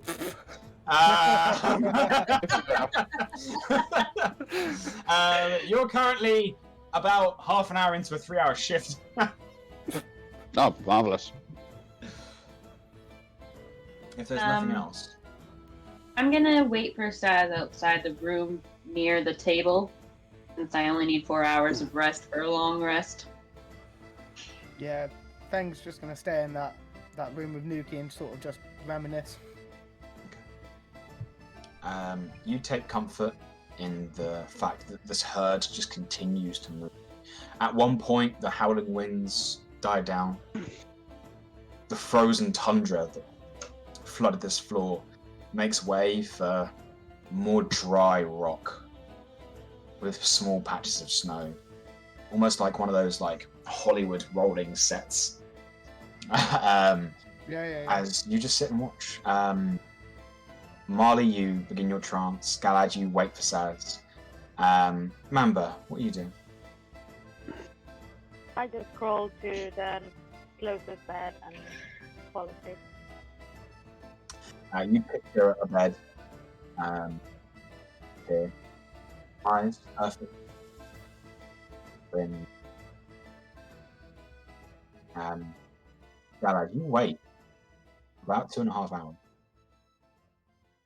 before Saz, you do return. Saz, throughout your time working there, really happy with your performance. They give you a slight bonus. So across that 3 hours, yeah, you do make 20. Sorry, how much? 25. Marvelous. And you don't lose a limb to the turtle, That's always good to know. which, if I'm going to lie, was a possibility. Sticks would note in diary. Didn't lose limb today. So I hand Saz some sticks, tell him their food, and quickly explain the room to him. Sorry. I'm tired today. So what do I miss? And you see Saz in sort of like a... How can I explain it? She's very different from last time you saw her. She's almost happy, proud of herself in a bit more engaging, even though she's just had she's proud of a hard day's work. That's awesome. We'll explain it tomorrow because half the stuff Marle said to me, I still don't understand. So let's just go get some rest before. Yep, Yeah. no worries. I realize how you're going to do be the sleeping rooms alone. work? Pardon me? Gala quickly explains the room and how you guys have one room between all of you, but the moment you step in, you can picture another room and it will create it for Neat. Yeah. Well, if everyone else has gone to bed, I'm gonna hit the hay. I just make a room with a single tree and some green grass and go in there with Jodie and sleep all night.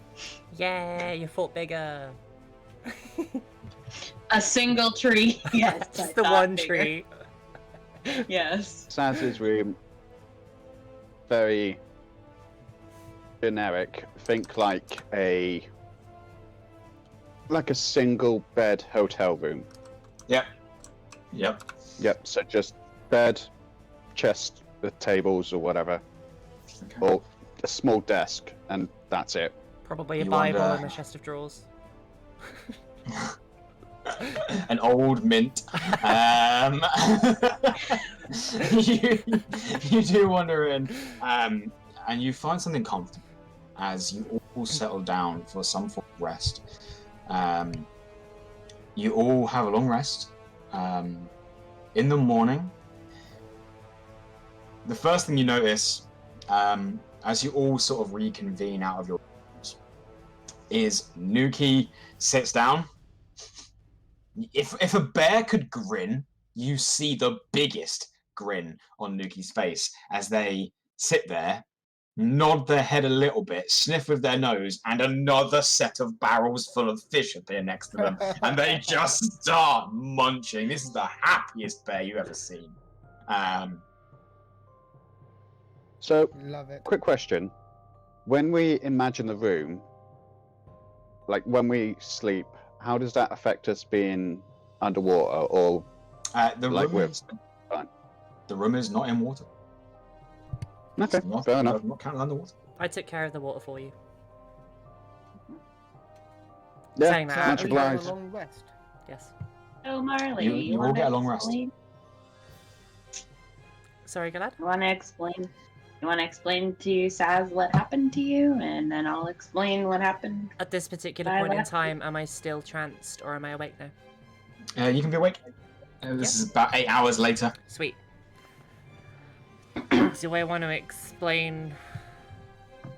Do they have coffee-flavoured sticks? You, interestingly, you think of a coffee-flavored stick, Uh-huh. and a bundle of these warm brown sticks appear on a plate in front of you. I go to town on it. I'm so happy right now. Yes. I see her do that, and I make about 100 in various colors and all fruity flavors, and throw them in my inventory. Fuck yeah. Okay. What was your question, Galad? Sorry, I'm just coming round. Do you want to explain to Saz what happened to you yesterday, please? What happened? With the yeah. god? Yeah. So I'll try and explain it slightly better than I did earlier.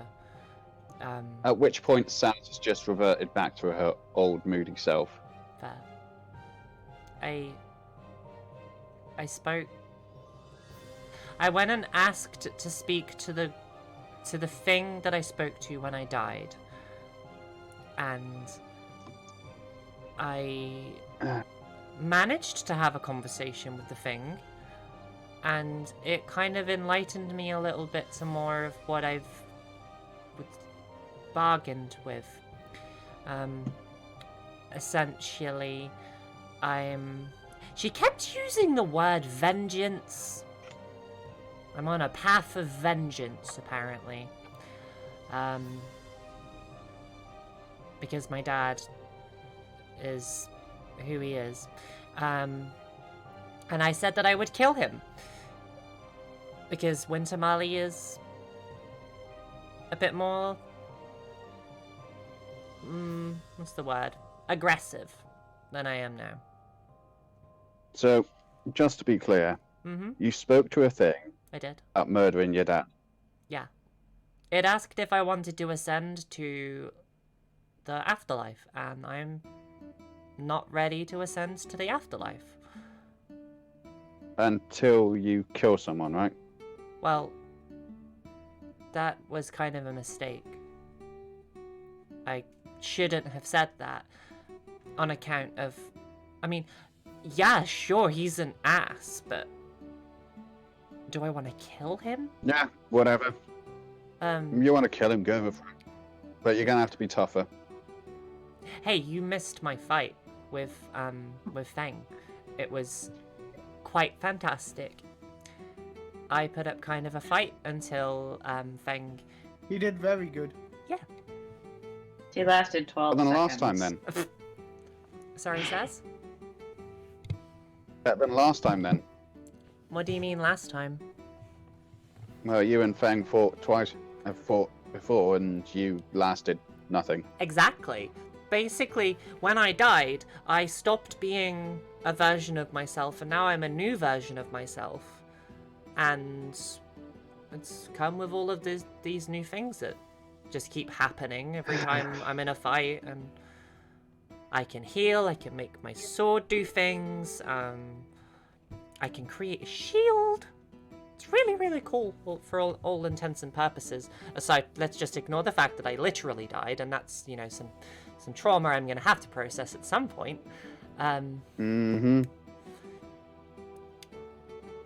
But yeah, so I think I need to speak to our friend today, because I need to know if my dad is entangled in any of this, because he's a very powerful man, and if anyone's going to make friends with Draugh, it's probably him.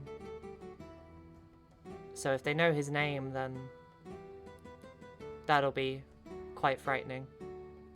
And speaking of which, have we discovered a way on how we're doing things yet? A way on how we're doing the only things? thing. The thing I found out from a trade route merchant yesterday was that they don't like daylight, and we already know the spiders don't like fire, but the spiders aren't actually Draughs. They're worshippers of the Draughs. Okay, so they don't like daylight. We're floating underground. Okay, useless. Next. We can flood the caves that have the webs in them, and the webs won't slow us down anymore. This fire didn't work very well on them. And I also got some scrolls on our little problem, and I hold up my wrists. Do you want to Scrolls? see them? Apparently they're children's what- stories. No. Gimme. Yeah. Show you yours if you show me mine. What you got? I have a treasure map. Oh, of course you do. I have a coffee stick. Course.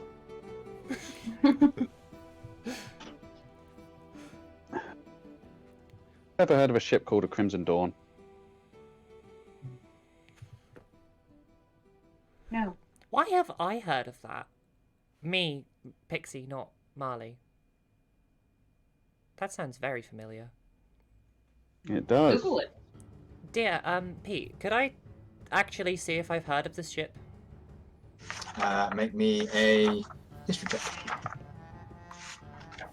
Oh, this was a I did wonder if anyone else was going to pick up on it. history. No, Oh. Stormar, the spiders worshipped the Drow. Other way around. I got an 8. I don't know this ship. You do not. That's fair. Which sounded really familiar. I believe the Crimson Dawn has been mentioned before. I believe that was one of our ships Harvey had. Yeah. Who's Harvey? No, the guy, the Admiral, Dreadmast. Okay. That's the one. Wow. Can I make a history check? You can if you like. I'm trying to think of a way to hide Jodie while we go out and keep her in an air bubble. Anything appearing in the room, DM? A bubble? What do you want to appear in the room? I'm thinking like a satchel. The side of it is like grass and food for her, and it kind of just an air bubble inside the water doesn't get into. Okay, you think of it and it appears. I love this Alrighty. room. And I stuff Jodie in there. You stuff Her little Jodie head into a pops out for bag now. full of food. I sit there for a second. I mean, I gently. watch Galad do this, and I'm like, wait, 1 second. And I start thinking of this massive stew pot. And a massive stew pot. Yes. And inside the What stew the pot fuck is that for? is this amazing braised beef and red wine stew. And there's loaves and loaves and loaves of crusty bread. And it is the nicest looking stew. It is divine. The smell, room. Oh, it smells good. I just look at her and I'm like, I hope I got when an we 8 on that exit the history room, check, this by the way. shit You got an 8. doesn't disappear. Nothing immediately comes to mind. Not unless you, as a player, can remember. Somebody needs to take the keen mind feat. I think Feng Please. Yes, Feng should. I don't think I've got enough intelligence to actually allow me. I'm not gonna lie. Come to think of it, same actually. So, have we talked about how and where we're going to fight? In the caves. You said trade routes, right? Yeah. Mm-hmm. Well, for the Drow. The other problem, not so much. Yeah. Other problem. Well, he mentioned there was 2 things he needed help with. Mm-hmm. A bullet. Wait, a bullet's supposed to be the thing blocking the trade routes. Correct. Burrowing monster called a bullet. Sounds Correct. fun. So the two tasks you have been asked to help with is clearing the trade route of a bullet and helping to get rid of the Drow that are raiding the city. Okay. Right, and they're taking slaves. I think the Drow would take precedence because... Yeah. Oh, fuck! Sorry, there's a bug crawling on my desk. It scared the poop out of me. Get out of here. Anyways, yeah, because we really don't want them being taken as slaves. Probably a bigger reward for that one too. I wink at Saz. I think if we're gonna go and if we're gonna go fight the Drow, can we take one? Can we take one as prisoner? It's not A Drow? Yeah, it's not normally my thing, but I want to talk to one just in case. I'm worried. Yeah, we can try and hold them there. Or Oh, you want to back. talk to someone now instead of just killing them? Who did it? She always wants to talk to people. What the hell are you talking about? Wait, Hmm. Moody Normally Man. she's a wipe out the entire race. That- Wipe them out first. That was a group effort. Speaking of which, how are the Tweedles? Has anyone checked up on them? No, you haven't bit their heads off yet.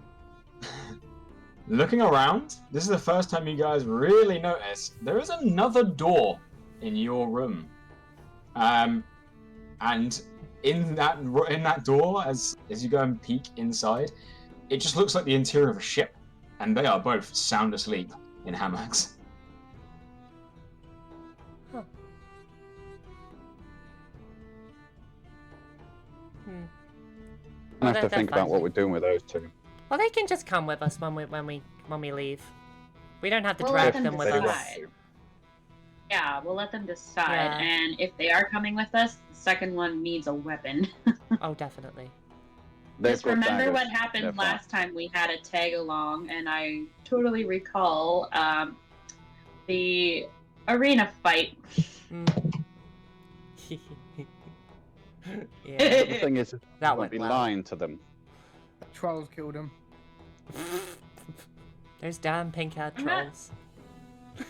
I'm not saying they didn't. I'm saying we're definitely a part of that. I think we should just leave anyways. them here.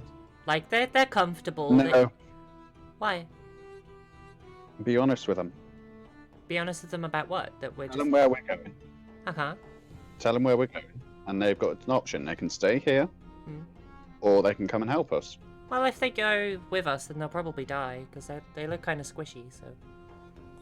But are we going to need the backup? You don't trust us? We're fine. And Saz just looks at Marley like, Exactly. This is us. We're amazing. We've totally got this. We don't need We them. got this. Like those two need to come back with us for when we get back to this to the town. So they need to be alive. I don't want to leave them on We some need mission to where they might die. Do you want to babysit two we need extra to talk to people? them. Sorry. We need to talk to them first. Well, yeah, we'll talk to them, but I don't want them to come with us. Let's let them rest for now. We Yeah. should go find our merman friend and decide what we're doing.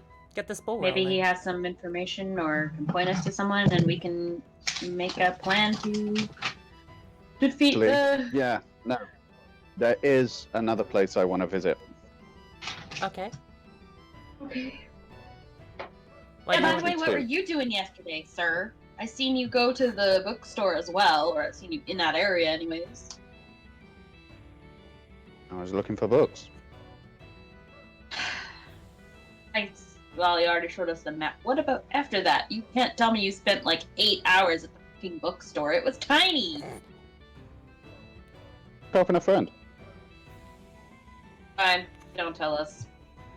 helping a friend? You don't have friends. You don't even like the ocean. Helping a friend. You Call asked the what I'm other doing. one, please, Sazarac. Come on. You asked what I'm doing, I told you. For somebody as stealthy and mysterious as you are terrible at lying, miss. Roll a deception check. Okay, I'm gonna I roll a think- deception check. Wouldn't You that be you? Deception between players is a really interesting thing. Make me an insight check, please, Okay. Marley. Make me a deception check. Cool. so- Okay, well, my check How have I was got? 17. Okay. 17 on insight, so deception for you, sir. So, deception between players is interesting. You guys can believe another player is lying whenever you like. Uh-huh. That's up to you as a Yeah. player to believe that they're lying. I know that Saz is lying, like, every what did- fiber what of did my you get? being. What did you get, Saz? 14. Ha! 14. You do get a slight indication that they're holding something back. They're not telling you what they're doing. I can see right through you. By all means, if you want to meet them. Well, for some, you've told us you don't like the ocean. You're like, you know, you look uncomfortable. You've looked uncomfortable this whole time since we got on the ocean, and you don't have friends down Okay. here. Technically, it's not a fear of the ocean, it's a fear of open water. Well, yeah, but like you wouldn't have a friend down here. Like I just refuse to believe that. So please elaborate. Do you really know much about me? I'm learning, and I'm a fast learner. So Do you want to see more? of course, Fine. When are you gonna learn to trust us a little? yeah, there is that. Haven't we been through enough? We've been together You for guys are Maybe more I'll than welcome use to come join me. we've all told you stuff about us. I think it's time you reciprocate. Hey. Look, if you guys don't want to meet him, that's fair. That's literally no skin off my nose. Well, we don't need to meet them. You can just tell us. Yeah, it kind of wastes time. Yeah. Fine, I won't say. You know so many of our secrets. But I do need to go to one other place. Where do you need to go, Saz? General store. Oh, what, sorry? General store. Oh. I need goggles. Okay. Fair. And I think if we are going to do this, we are going to need a bit more weed behind us as well. Well, I'm sure they'll give us that. Yeah, but you don't want to run out. Have a good couple hours worth. That's true. Yeah. Okay, that's fine. We'll go. Let's go to this general store. I'll come. We could just ask our merman friend. Wait a minute. Yes, but I don't think he's going to give us a day's worth of weed. I am... Okay, all of a sudden I just picture the weed in my head and hold out my hand. I've just had the same thought, but for something else. Okay, so Galad, what are you thinking of? The gillyweed, the gillweed. You think of gillweed, and it appears in your hand. I am thinking about health potions. You think about health potions. It appears in your hand.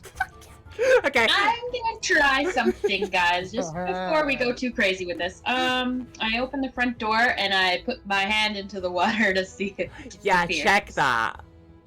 You put your hand through the gillweed that's in your hand. Fades to dust. Fuck. I fucking knew it. That's what I was Well, we can expecting. eat from here now. Just for funsies then, knowing that this is what happens, I just put the health potions on the floor and I start thinking about this really amazing looking pink plated armor. And it's like got a shimmer to it and I'm like all big and This pink plated armor materializes around you. It is gilded and plated. There is like fluffy woolen bits that just sort of stick out at the cuffs. It looks like the comfiest, cutest, sparkliest, pinkest thing you have ever seen. Guys, Oh, look how great I look! Question. And then at some point, you step outside and it all fades to dust. Yeah. Along with all of the sticks that you've put in your inventory earlier, I took everything you have thought of in that room vanishes on the way Even out. the stew! Okay, I've got a question. I leave Jodie near the tree that was in my door, though. What's the question, Saz? Can I imagine a whetstone? You imagine a whetstone. A whetstone appears. Can I sharpen my swords? You start to sharpen your blades. It works. And just to test, one of the daggers I've just sharpened, I put back into the water. Stay sharp. That's really cool. Mm-hmm. So it works with a lot of things, just not everything. It kinda appears cool. we get the effect of what we imagine. Yeah. So that means we can But we spawn don't get the unlimited health physical potions item. while we're here. Okay, let's go see our merman friend, Yeah. guys. Good idea. Okay. As you guys exit the room, you do look across. The Triton, the barkeeper, looks across to you. Would you like to be paying for another day for that room? Probably another day, yeah. I just I have noticed to. that you're not bringing your rabbit companion with. Yeah, she doesn't like the water very much. Oh, sorry. Let me try that again. Yeah, she doesn't like the water very much. Right. How many nights would you like to book in advance then? I'm not sure. Can we Why pay... don't we just do one at a time? Yeah, let's do one at a time for now. One at a time. Yeah. Okay. Well, just like last time, that's the 30 gold. Somebody else want to get it this time? Yeah, I'll get it. Thank you. Yeah, cool. Okay, I'll get next one. I'm not Miss Moneybags. I am. So as you guys step out of the room and get ready to head off to find Trimwith, we're going to take a quick break as it is 20 past 9. No problem And at all. we'll be back in 10. You will Okay. have to think about what to save up now. Oh, jeez. True. Are we ready to continue? So ready. Yes. So, you guys exit your room, and for a moment you settle down. There's a slight moment of despair when all of those lovely snacks you stuffed into your pockets from what you thought of in the room vanish. You check the bag that you'd made for Jodie. All those additional sugary snacks are gone. The pink armor is gone. My And you're back coffee to- sticks. Whatever you had, your coffee sticks are gone. You do, however, still have your several white sugarcane sticks Hell yeah. that you Close picked enough. up because you picked them up in the tavern. And you guys have all had a long rest. Talking to the barkeeper, you do know that Trimwith is coming by, and it doesn't take too long before you do see the merman swim through the door and look across to you and give you a nice smile. Ah, you're here. Hiya. Have you decided on whether or not you're going to be able to help us? Yes. I think we're all in agreement. We will help you. Good. We want to maybe look into the Drough situation before anything else. Does that work with you? Oh, any help you can lend us would be good. You've got to be careful though. The Drough are dangerous. Very dangerous. We can take him. I think we're fine, but I appreciate you. Do you have warriors you could send with us, just in case? We've got several checkpoints, but the warriors here are to defend us. They're pretty stretched. The tunnels are numerous, and some of the tunnels that go into the unknown of the Underdark, different creatures come out, and they need to be ready at those entrances and exits. Perhaps I rephrase my my request then. Do you have somebody who can guide us through?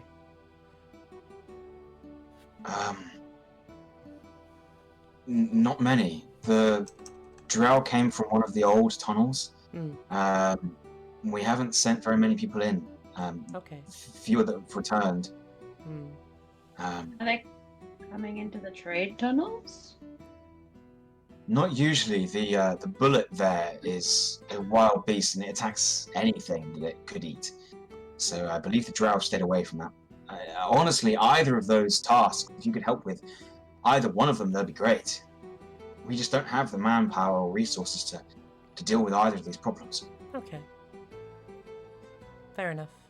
And to fulfill our friend Saz's request as well, do you happen to have just a bag of gillyweed? We could provide you with enough for 2 hours each. Okay, that's good. Is that good for you, Saz?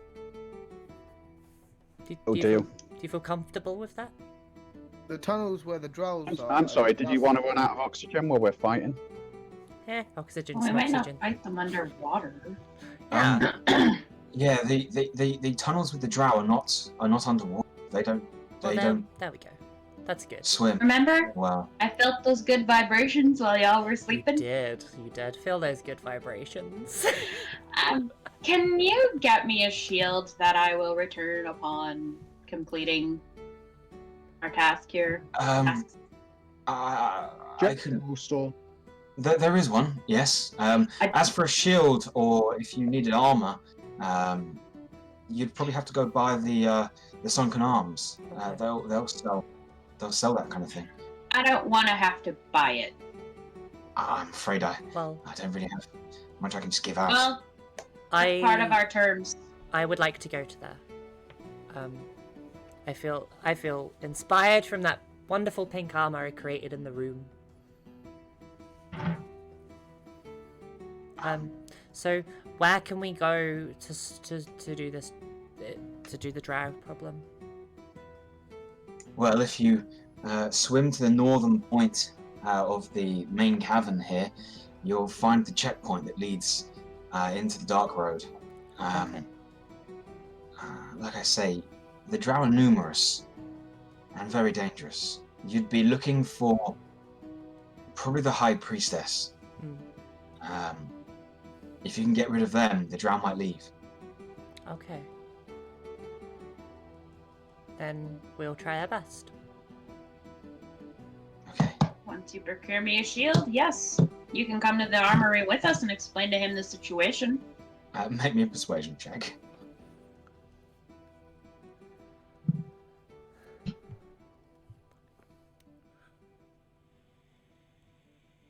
$16. I can try. I know most people in this city, but I can see if I can help you get a discount on it. Free or I don't go. Don't go then. Like I said, I'm I'm going not off to the keeping general it. store. I see you're not quite the helping people I thought you were. Well, Very well. Well, if mercenaries need to be paid in some way, I can see what I can do. if it makes Very you well. feel any Sorry better about- about us, I'm gonna pay for my shield, so... She's the only fussy one. She is. Well, You're one to talk. I'll head to the Sunken Arms then. I've got all I need. Apart from one thing, and I can pick that up very easily, and I don't mind paying for it. Yeah, like I That's said, it. I'm not planning on keeping it. I just don't think it's worth dying for if it's easily fixed like that. Ever heard of a down deposit? I have mending, I don't need a damage deposit. Well, they do. Down deposit. Yeah, like when you pay for something, like a little bit of something, and then you get the money back later. Damage deposit. Wow, same even thing. Marley's on board with this idea. I'm just on board with going and investigating these drow. Yeah, I don't mind doing a damage deposit on it, but if it comes back, I want my money back. Like, I want to guarantee that. Fine. Okay. I'll see what I can do. Are we all going then? Yes. I'm gonna shoot off to the general store. Okay. You Dad, shoot check off. that they have you. Okay. You do find that the general store is on the way to the Sunken Arms. So if you'd all like to Ideal. stop off, you can. You go in. What are you looking for? Right, I'm after a couple of things. Goggles, for one. Okay. They do sell goggles down here. There's nothing special about them. They're simply there to stop the water from getting into your eyes. They'll cost you 2 gold pieces. Okay. Ooh, how much do I want? Let's go for a bag of ball bearings. Okay. It'll cost you a single gold piece for a bag of 1,000 ball bearings. Okay. Tinderbox, 2. Tinderboxes. Looking around, they don't sell tinderboxes down here. Funny that. Oh yeah, we're underwater. It's very hard to keep Okay. dry, burnable goods underwater, I'm afraid. No, that's fair, that's fair. Rope. They are selling rope. Taking a look, they are selling silken rope, a 50-foot line for 12 gold pieces. Oh, don't need that much. Is that the only rope they got? They only sell it in a bundle. Single coil of rope. For how much? 12. That's a lot of rope. That'll last 10. a while. Make me a persuasion check. Safe expediency. Okay. You do get told that silk rope is stronger and better than the hemp rope. 16. 11.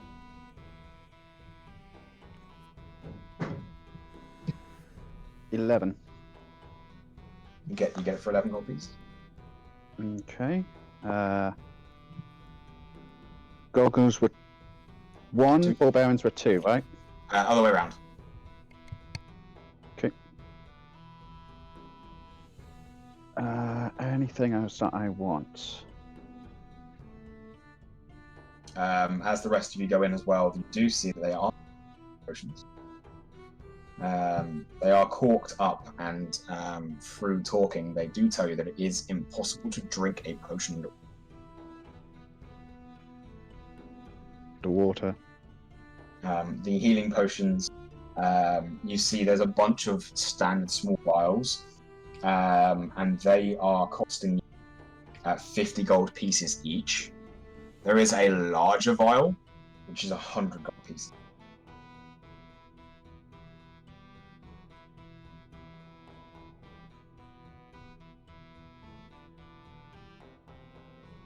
Oh, am I getting the gold, Emma? Am I getting the healing potions? Are we even in the shop with you? Did you guys want to stop off at the same time? It's on the way to the smithy. I'd have waited outside. I'll go in. I'd be inside. I'd be inside. So how much was the healing potions? The regular healing potions, 50 gold pieces. There is one large healing. Okay. What's the large one do? Heal us all or heal someone for more? You can assume where only one person can drink it. It would simply heal that person for. And it's 50 gold each for the small ones. Mm-hmm. Okay. I have a couple of healing poultices left, so I think I'm okay. So I won't buy any. Yeah, Let I'll me pass. check if I've still got my thieves. No, I do have my thieves tools, don't I? Yeah. You have a brand new set of these tools. Oh, crowbar. They do sell a crowbar. Oh. It will cost you 2 gold pieces. But it hurts paying for it.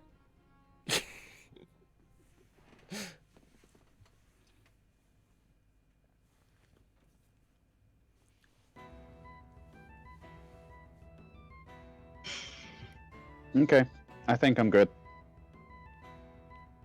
Yeah. Okay. Does anyone I else need anything from the general store? Not that I can think of. Nope. I believe that's 16 gold I need to give you. Yes. Cool. Hanging it down to 15? Yeah, you've already haggled some of that down. Yeah, close enough. So you spend a bit of money and you guys continue on. You continue on to the smithy. What are you guys trying to buy here? I am looking for some armor more fitting of my class. Okay, so you get given a choice of armors. Mm-hmm. You get offered either some scale mail Uh-huh. for 50 gold pieces. Okay. There is a set of half plate here Okay. for 750 gold pieces. That's a no. There is a set of chainmail for 75 gold pieces. Okay. And this shop does stock a single suit of plate mail armor. And 1,500 gold pieces. Okay. Would love plate. Same. So chainmail. They are selling shields. They are selling shields for 10 gold pieces.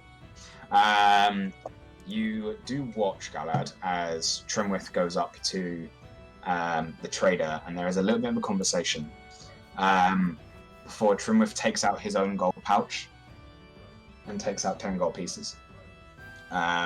He has to sort of rummage around for the last coin and hands it over. Did I see this? Yeah, it's not hard to pay attention. Yeah, you could have seen it.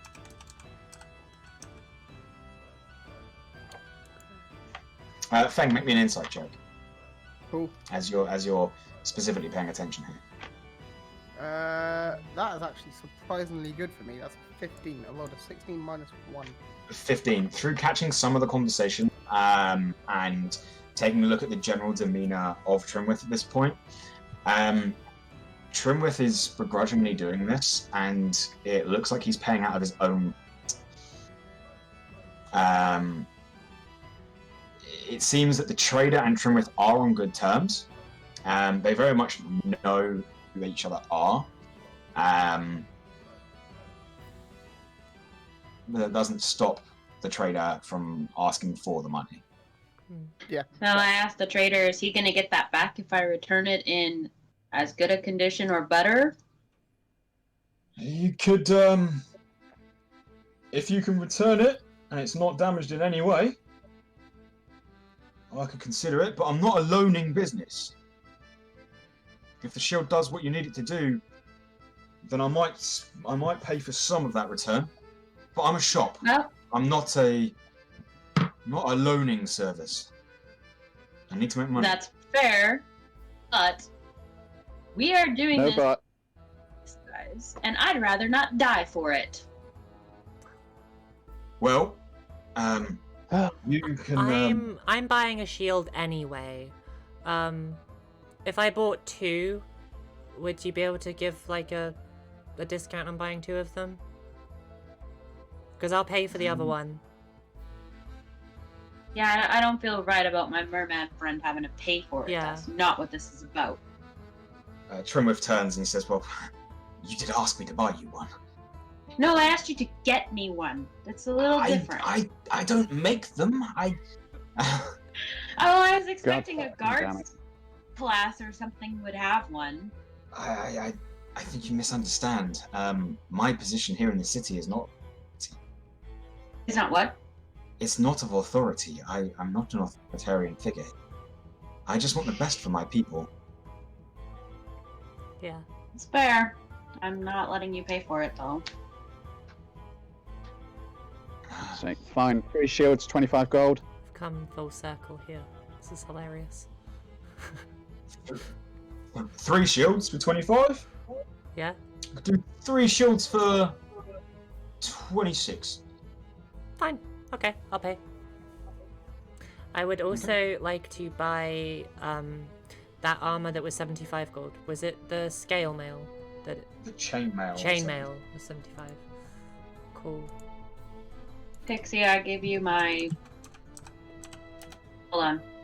8. I give you 8 gold pieces for my shield. Okay. Thank you. Is it just regular How chainmail? poor are you, lad? It is just regular chainmail. Sweet. What did you say, Lane? I said, how poor are you? Must be all the times you've been giving away money for gold. You don't need to know how much money I have. Have they got any particularly fancy shields? Just out of sheer curiosity. Taking a look, they do have a razor coral shield. Okay. And that will set you back 2,000 gold. Lovely. I give them 2,000 gold. I don't. I was going to say, I don't think any of us have over 1,000 gold. No. So it's just the razor coral or a regular shield. Correct. Fine. I will buy the armor and the shields then. All right. I'm gonna ask, do you have anything like this? And he's just gonna hold up his warhammer. I have other warhammers. You do take a look. There is nothing exceedingly special about them. He does not have a razor coral. Yeah, I wasn't surprised. I thought I'd check. Okay, never mind. Razor coal hammer. That'll be a sight. Where did my shield go? Did I put my shield in there? Where did my shield go? Mamba, how are you in all this? There she is. Mamba? So, shall we make our way? Mamba, do you need anything that we're buying? No? She has migraine. Okay, good. Fair. Okay, so you guys gather your equipment and prepare to make your journey. You have 3 current things you can do in this area as far as heading out of the city goes.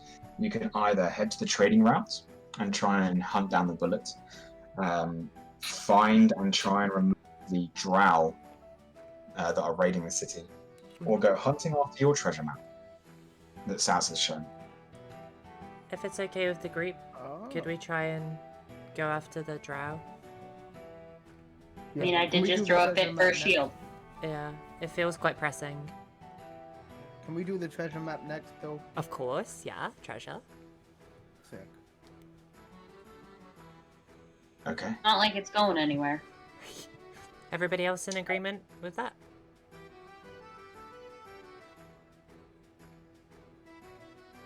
That's Oh, I'm sorry, you're looking at me. Yeah. Yeah. Yeah. 100%. Let's do it. Let's go. Let's go hit some stuff. All right. So you guys begin heading north. Do you return to get Jodie? No. Okay. Ballsy. You guys swim. You guys swim to the northern side of this large underwater cavern that the city is in. As you continue on for about half an hour, you do reach the edge of this giant underwater bowl, essentially, and you do see a couple of cave entrances with some small checkpoints. You see a couple of guards. They look more like a militia. Here, they're all wearing sort of ragtag armors, a couple of tritons, a sea elf. There's another merman here. As they are taking a look at that. Hold on. There's danger up ahead. That's what we're going towards. All right. I hope you guys have got enough equipment to look after yourselves. Well, if we don't, you'll see us running back in a second to our amazing hotel room, so... yeah. Right. That's invitation. Sorry, Saz? Okay. Never mind, Marley. All right then. Well, if you're after the Drow, you'll find one of their first encampments not far up this passageway. Keep going until the water runs out and take a right. That's about as much information as we've found. That's information enough.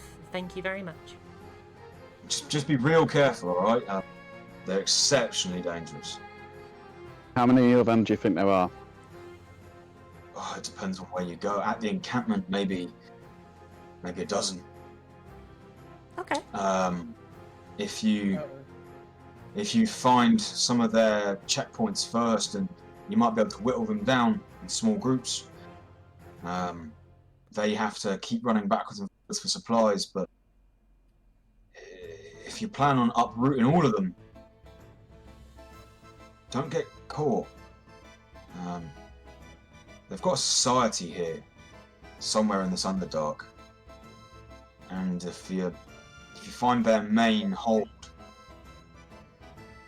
and you're not prepared, well, you're doomed. Well, Remind me again while we're doing this. for the good of the people.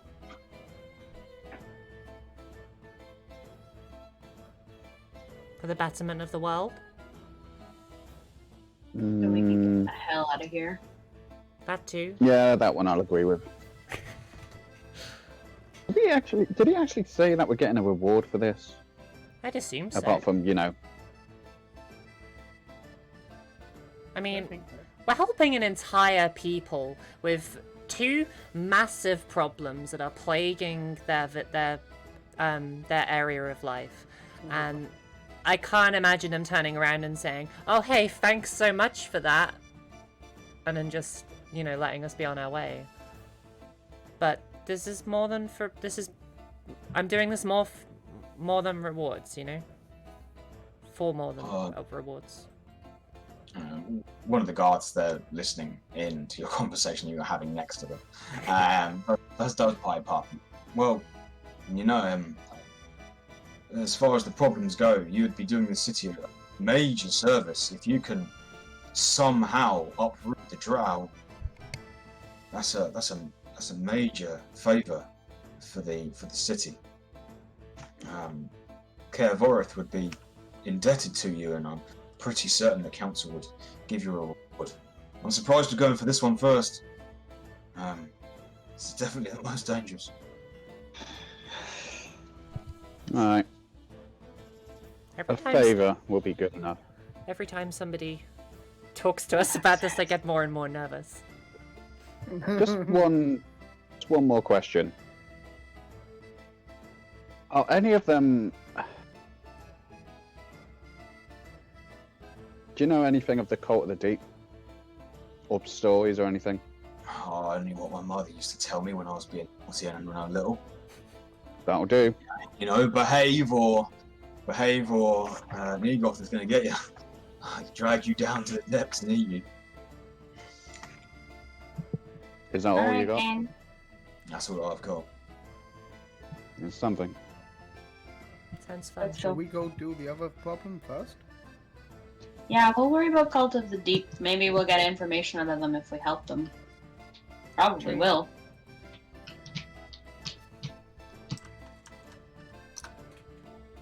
I've got contacts. Okay. So, you guys continue heading on then. Yeah, I think. Yeah, I think. I'm not convinced now. No, I'm so much more nervous than I was a second ago. You are still Are at a we- point where if you would like to change your minds, you can. Quick show of Never hands, who's asked. nervous?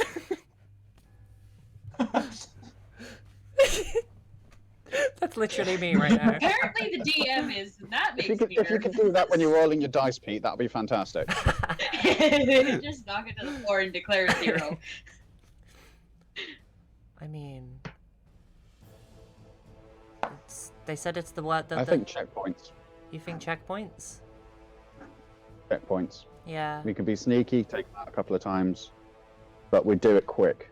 I sort Because of We if they never take did. walk around another in my checkpoint- armor a little bit, like I don't think I can be sneaky anymore, guys. This is really loud. Leave the snake to me.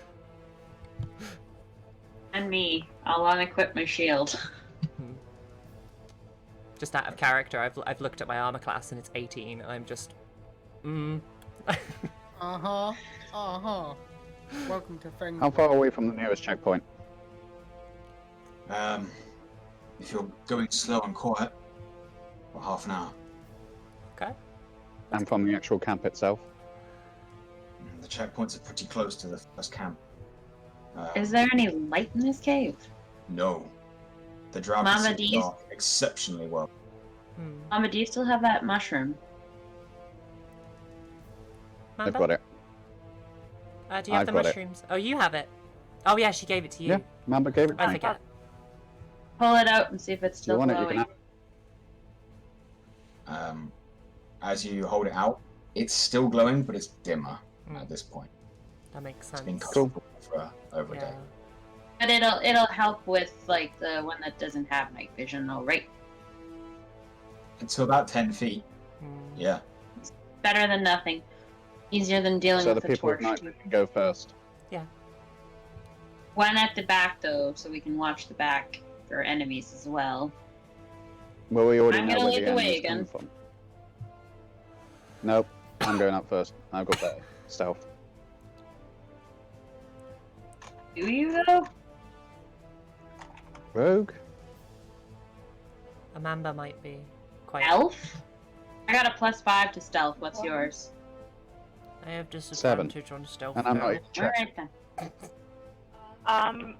I'm good in stealth. If we go into stealth, I'm sure it is 7 actually. We'll double check that.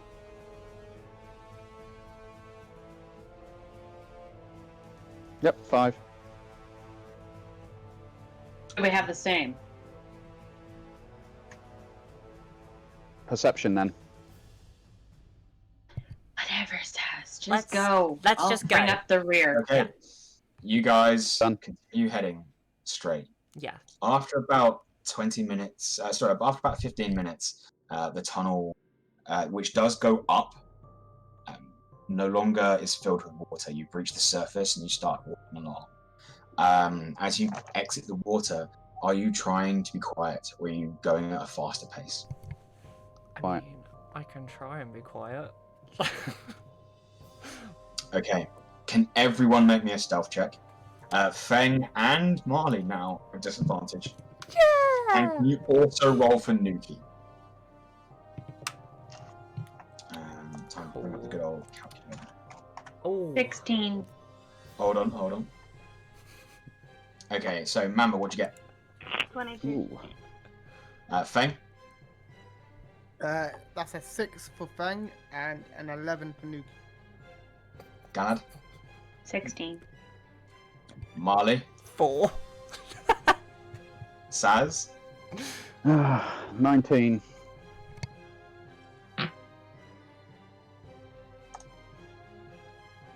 Okay.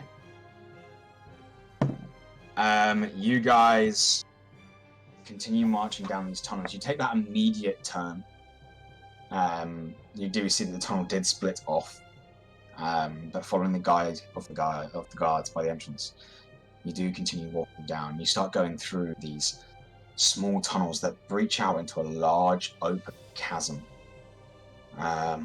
Looking down, you can see water below you, about 40 feet down. 2 pathways, one on the left, one on the right, that follow through like a canyon, before eventually opening up into a much larger, vast underground terrain. Several rocky outcroppings, and a little bit further in the distance, maybe 300 feet, you see a small light, some sort of glowing campfire. As you guys carefully, quietly make your way forwards, can I please get the marching order? So who is at the I believe Saz. I'll be behind Okay. Saz. So we have Saz, Marley, Me. Mamba. How wide is this tunnel? Very wide. This is like an underground land space. Okay, cool. So you could be side by side if you'd like. I'm going to be towards the rear. You're right in front of me. Okay, so Galadesis at the back. So Feng and Nuki. Are you riding Nuki? Yes, I am. Okay.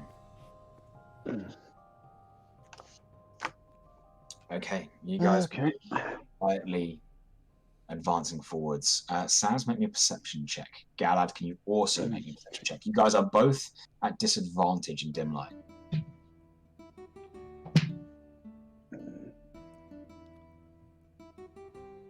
8.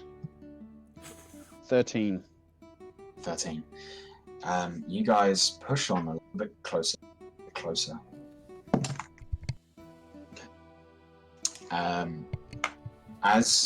As you get to within maybe 100 feet of this campfire, Saz, you sort of peer through the darkness, and you can see what looks like 2 figures sat down by this fire. You take 1 step forwards and peer a little bit closer, and you realize they're not figures at all. Someone has bundled up equipment and thrown a cape over it to look like a person. And the moment you notice that, you all hear this as the patrol that spotted you launches their ambush. And at this point, I would like everyone to roll me initiative. 1 moment. Okay then. 10. Okay. Oh, hold on, we'll come to initiative in a minute. Oh, sorry.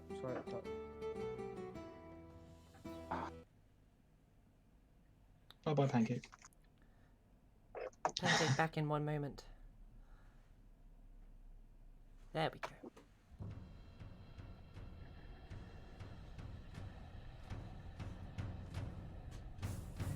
Fantastic. Initiative. Woo!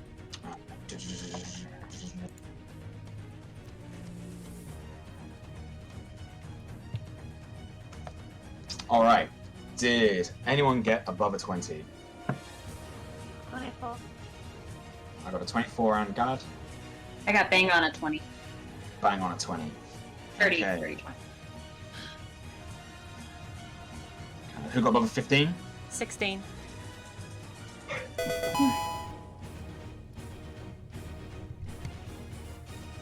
19 from me. 19 from you. Roll me a d6, please, Saz. 4.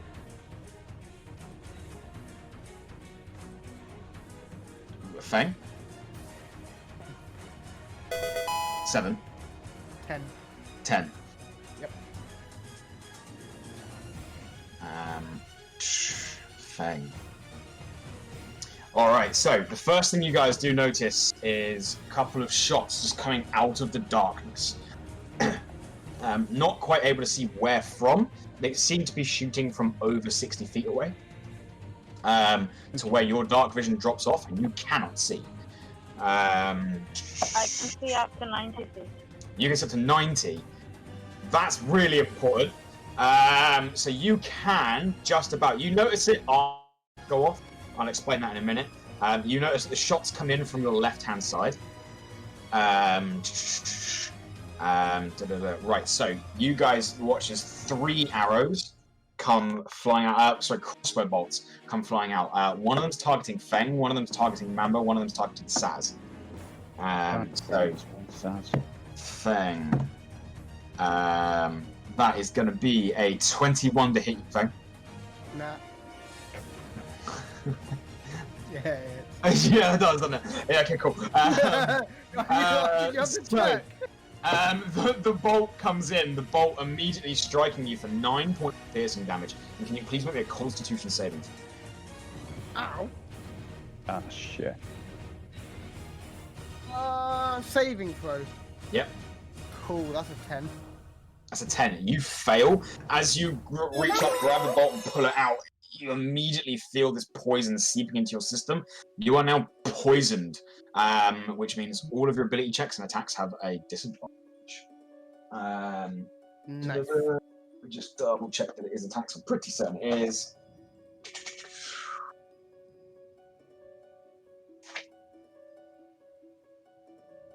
Yeah. One going in against Saz there. Flies. Oh no, they got advantage because you don't know that. Which is going to be a 16 to hit you. Bollocks. Yep. That is going to be 6 points of piercing damage. And can you make me a Constitution saving throw? Okay. Constitution saving throw.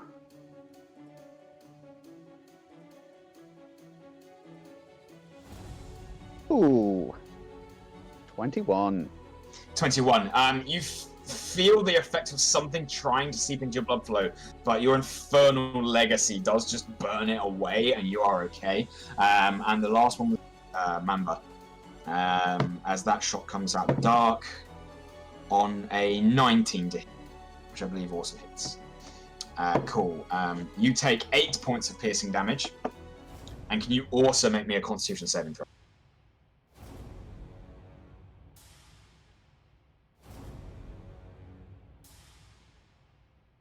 That's 20. Because I'm poisoned, do I have any resistance? I don't think you have resistance to poison. I think your poison cancels the resistance of enemies. I will double check for you. With a dirty 20, you feel the poison trying to make its way into your system. You do withstand the poison. Yeah, you don't have any resistances to poisons. Your poisons ignore the resistances of enemies. Okay. Okay, and with that,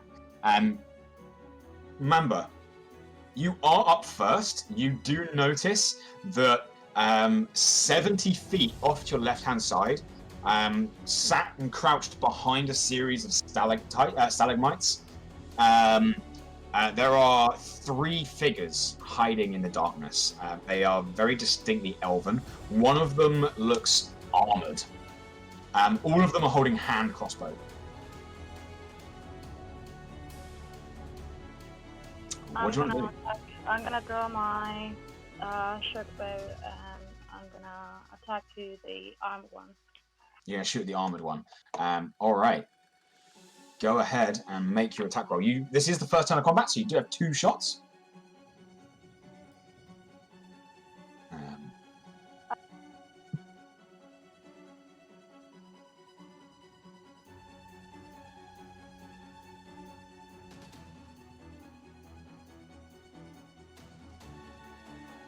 22. 22 is going to hit. Go ahead and roll your damage for me.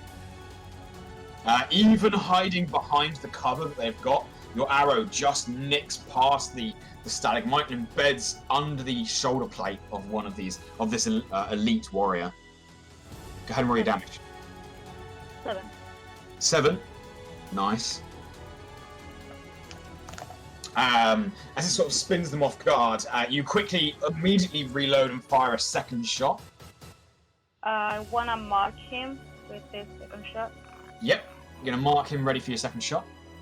So this will do an additional d4 damage. If it hits. Nice. Would you like to use your bonus action to apply poison to this? No. No, cool.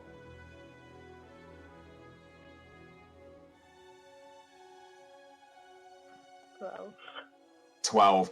This time you fire the second shot, and the Draugh quickly just ducks in behind the stalagmite as it just ricochets off the rock. Are you staying 70 feet away, or are you getting closer? No, I'm staying here. You're going to stay back. Alright, Galad, you're up. You see Mamba turn to the left and fire into the darkness. The arrow disappears beyond your vision. You know there's an enemy there somewhere, but you can't see anyone. Okay, what did we see upon coming in here? You're in like an open underground area. There's a couple of rock formations here and there. You're currently on flat ground. Behind you is a canyon. Not the terrain, I'm talking about the stuff we saw when we came in. About 100 feet ahead of your party, there is a campfire. And there you can see silhouettes at that campfire. At this point, Saz does know that they are a decoy. Okay, I think we can all figure that out. Yeah. Let me just see something here.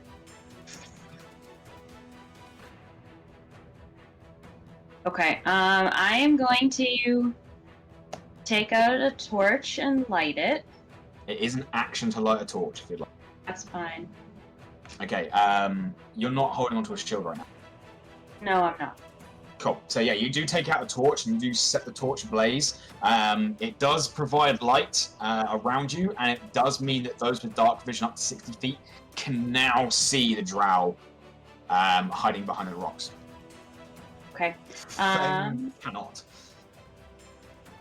You can see bright light within 20, dim light up to 40, and they're 75. They're 70 feet away.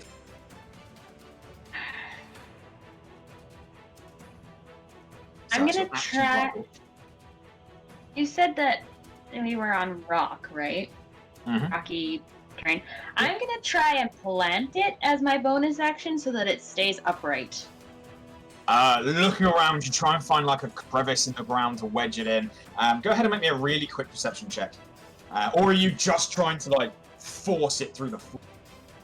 No, we'll do perception and try and get Alright. closer to the target a little bit. Alright, make a perception check. That is a 16. A 16. You do find a couple of cracks that you could wedge it into the floor. Are you getting closer before you do that, or are you staying away? As long I'm gonna move like 5 feet closer. Okay, you step 5 feet closer, you plant the torch, you find a crack, you just wedge it into the ground. It seems to be staying upright, and you can let go of it. Okay, Providing and light around you, I'm gonna use my movement to go hide behind the stalagmite somewhere, trying to stay within range. You try and dart out to the side, and you try and find somewhere to hide. You do manage to find somewhere that will give you some half cover, which increases your armor class by 2. Great, perfect. That's going to bring us to the elite. Seeing you guys still staying back, Mamba, noticing that you've returned fire, the Drough that you've already shot, funny enough, the one in heavy armor, is going to reload their hand crossbow, aim it around the corner, and take a shot at you. It's going to return fire to you. That is going to be a 14 to hit you. Yeah. It does.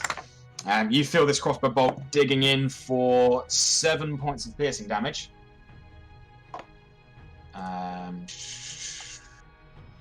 Saving throw. And make another Constitution saving throw.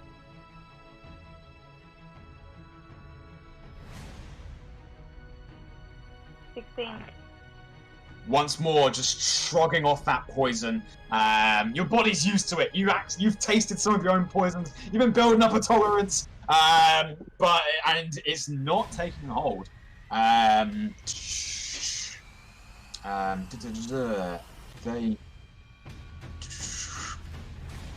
With that, they reload their crossbow, and they're going to take cover again behind that stalagmite.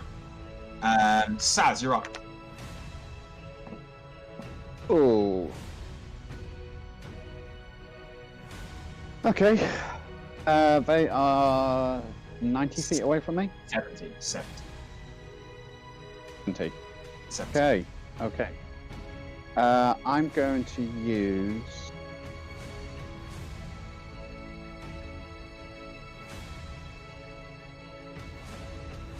I can't use insightful fighting because I can't see... Can see them? You can now see them. You have dark vision, baby. Yeah, but they're hidden behind rocks, aren't they? You can see them, like, you can see them peeking out around. They're sort of like trying to stay in cover, but they're also trying to fight you, so you can see them. You can use insightful fighting if you wish. Yes, I'll use insightful fighting and bow and arrow. Cool. Which one are you going to focus on?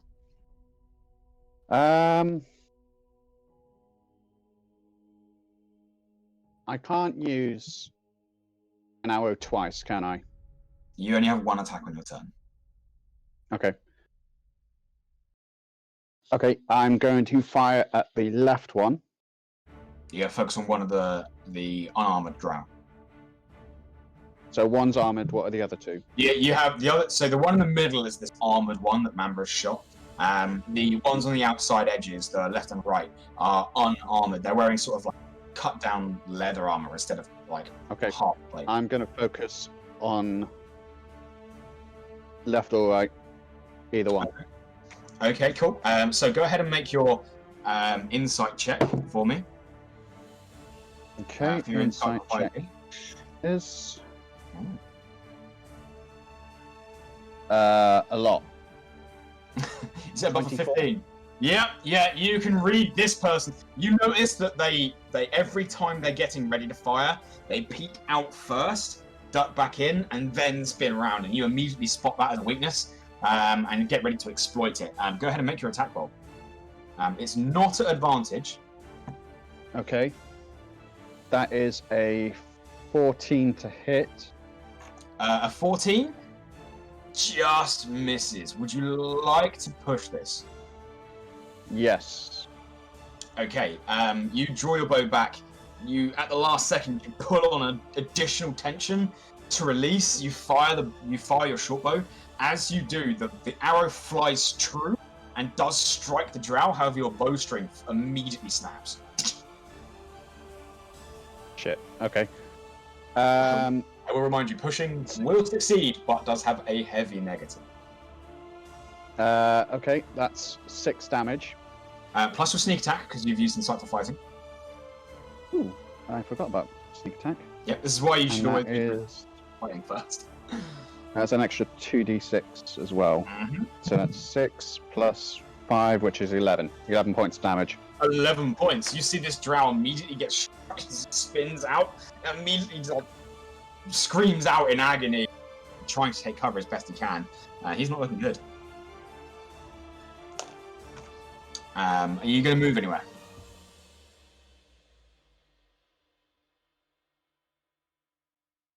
Yes. All right, where you going? I'm going to move. Right. I'm going to move closer to Galad. And I'm also going to hand her a bag of ball bearings. Alright, you dart across to the same cover that Galad is hiding behind, sort of skidding into place, and you'll just hold out a bag of ball bearings. Do you want to say anything? It's got to be quick. Or are you just holding a bag of ball bearings out there? Take my balls. It's going to say cluster bomb. I was gonna say feel the balls, but sure. Grab my I son. know what to do. Ah! I'm just gonna say same plan as last time. Yep. Alright. That's going to end your turn. Marley, you're up. Hi. Okay. I can't see them. I just know. You have dark vision. You Yeah. now can because of the torch that Galad's been. Sweet. We love that. And they're all behind cover, right? Yeah, they're behind half cover. They're using like a couple of stalagmites as something to hide behind. Alright. I am going to use my movement to walk closer to them. The full 30 feet? Yep, the full 30 feet. Cool. The 40 feet away. I'm going to use my bonus action to use Shield of Faith On yourself? on myself. Wow. Oh man. Yeah, you immediately light up the area around you with this golden glow. Your arm class is currently now 20. Yeah. Yeah, it is. And I'm going to have my rapier drawn. Just for some funsies, I'm going to bash on the shield and say, "Come out of your cover, you pussies!" And Are you doing then, anything with your action? as my action, how far away are they from me? Now that you've moved, they're 40 feet. Okay. If you'd like, you can dash and go another 30. Yeah. Is it?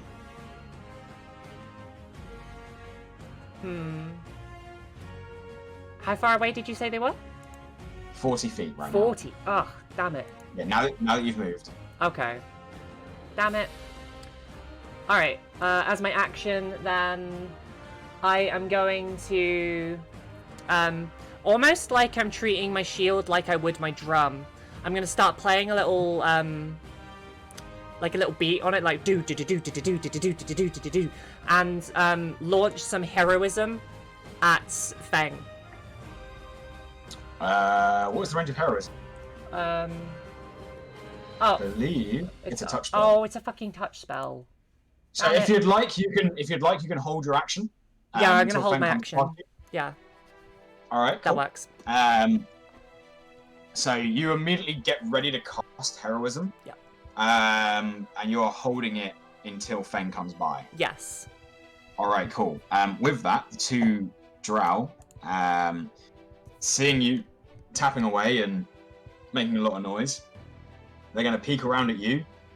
They exchange some glances from behind cover and then immediately ignore you, firing instead out at Saz, who's already shot one of them, and Mamba, who's shot the other one. So the first one you use, Saz, on a 15 to hit.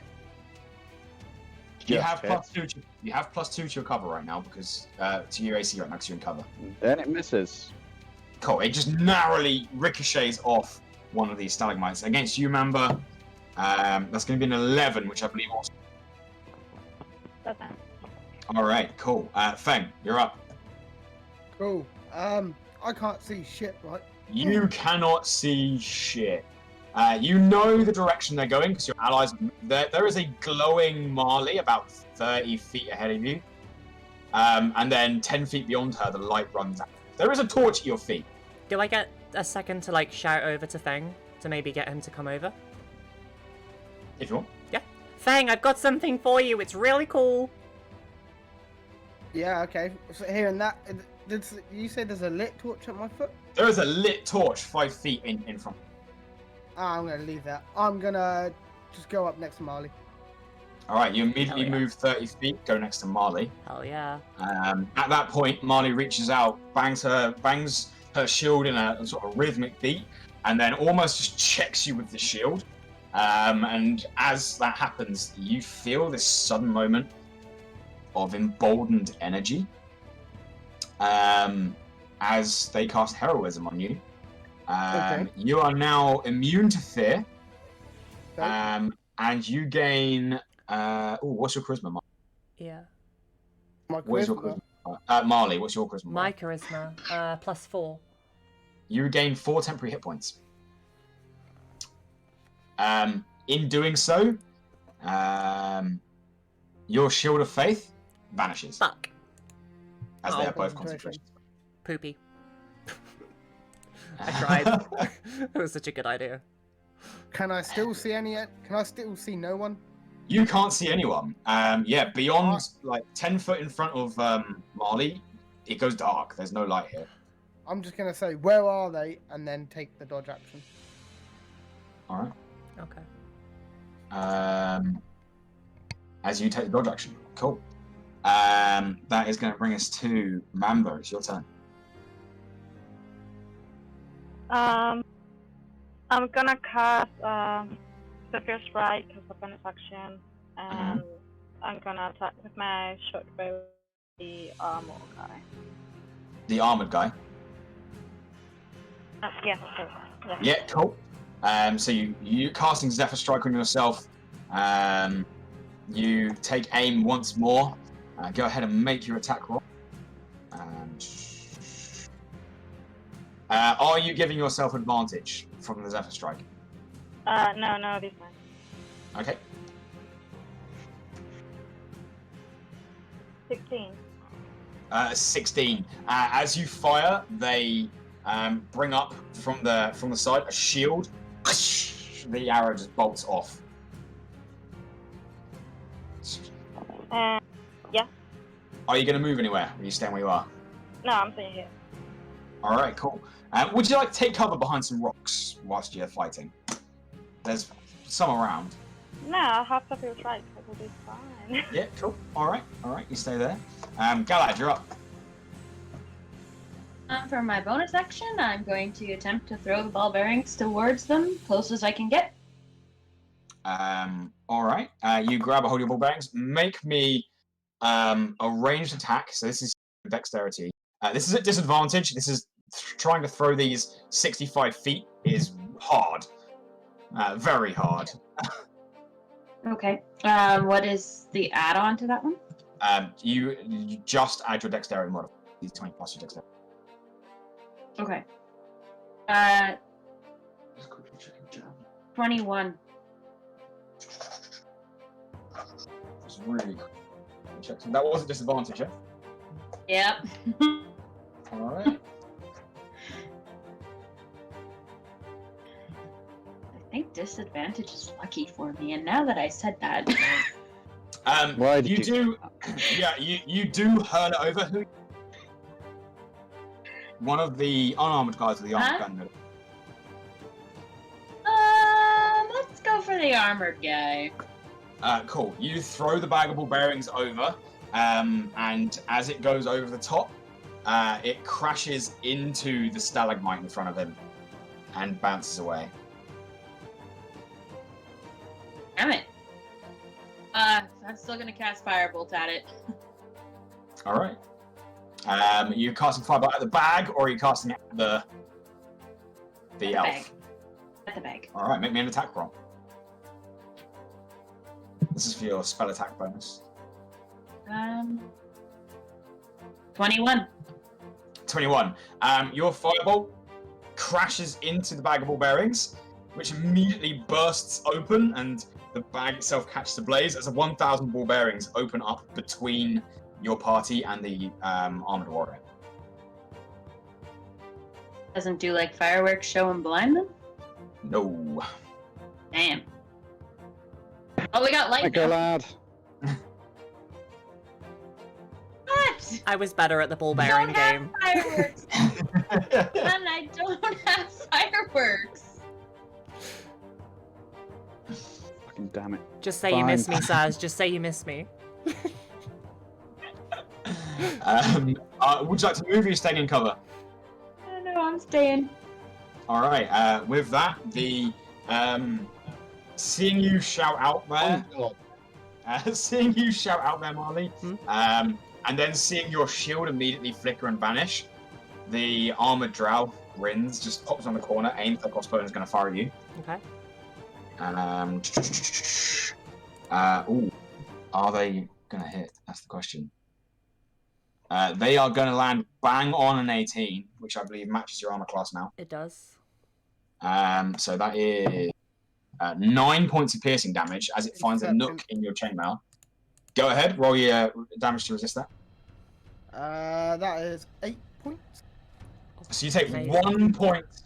You take 1 point of piercing damage, which means you did still take damage. Please put a Constitution saving throw. Query. I don't know where I read this, but I remember reading it. Am I completely resistant to poison? I don't think so, Marlon. I don't remember where I read it. Features and traits. You can remove a poison using your lone hand. Okay. You're immune to diseases. Oh, that's what I read. Okay, cool. That's fine. Yeah, Constitution saving throw. A Constitution saving throw, please.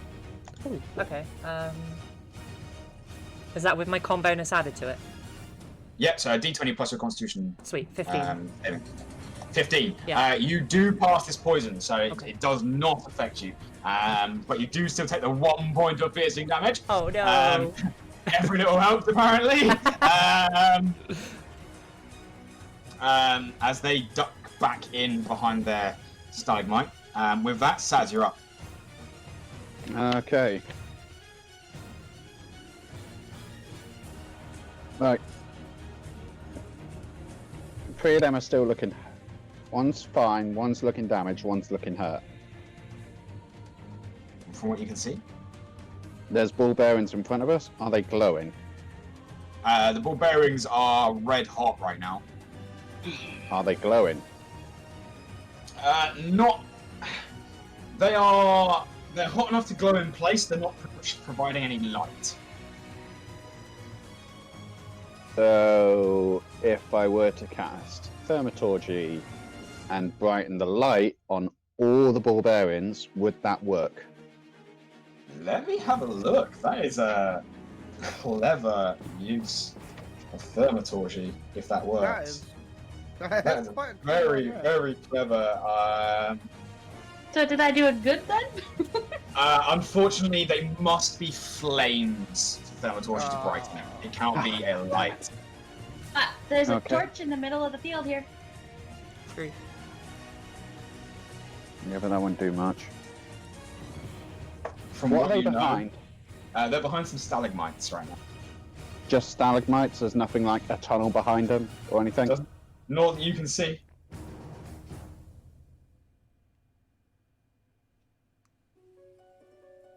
Okay, that's annoying. Oh crap, I have no ranged attacks.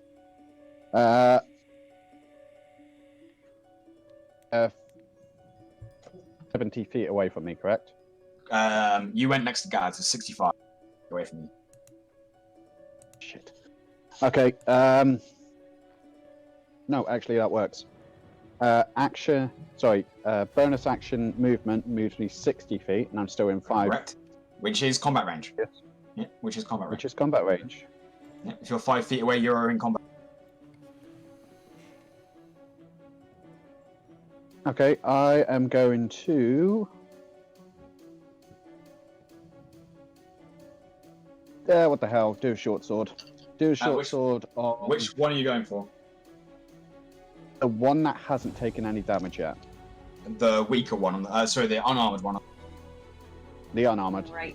Cool. Go ahead and make your attack roll for me. You haven't used Insight for this one.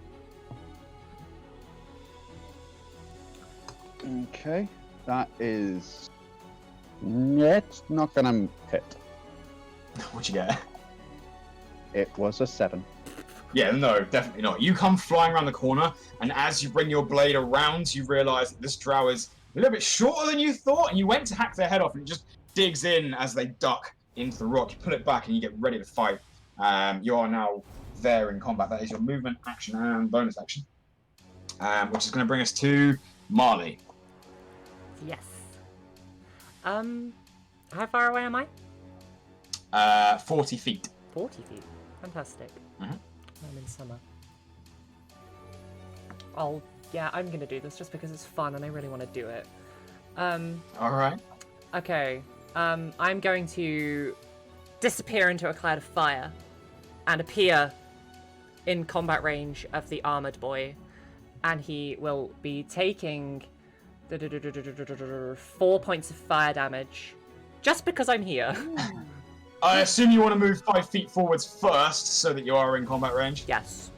Yeah, Please. cool. You step 5 feet, teleport 30, and and he 5. So, Does that count as an action, or is that like bonus action. That's a bonus action to use your face step. So Sweet. yeah, you immediately bounce and you appear right next to this armored guy. He immediately takes 4 points of fire damage. Fantastic.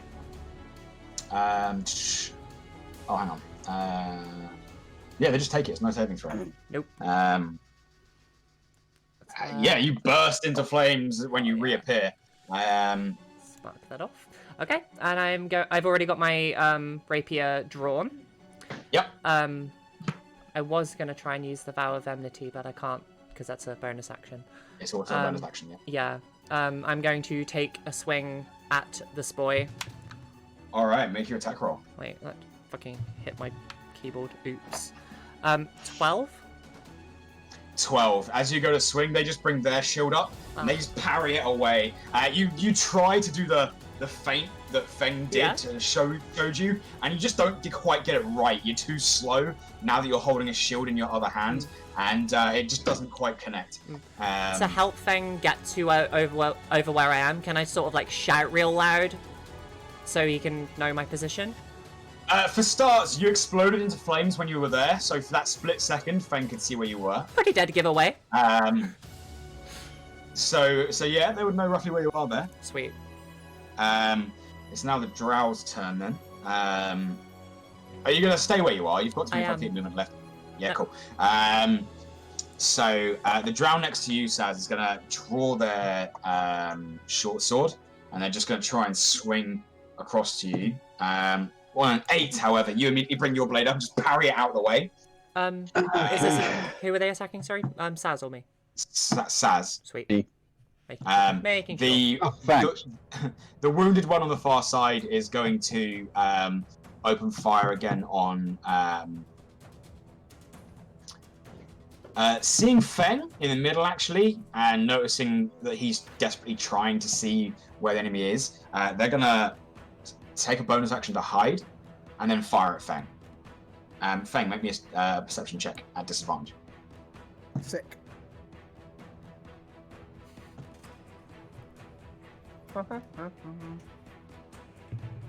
Four. Yeah, this bolt comes out of nowhere.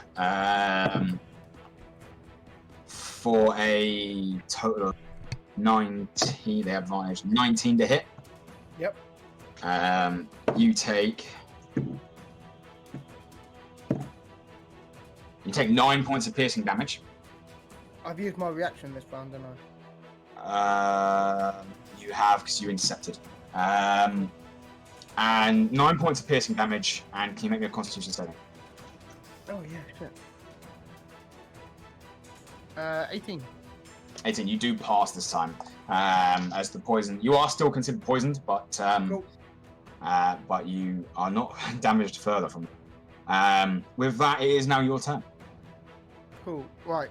So, seeing where Marle went, I'm going to charge up next to Marle. Cool. Can you please make me a dexterity saving throw for Nuki Oh god. as you spur Nuki forwards? Dexterity, that is a 14. Nuki rushes forwards.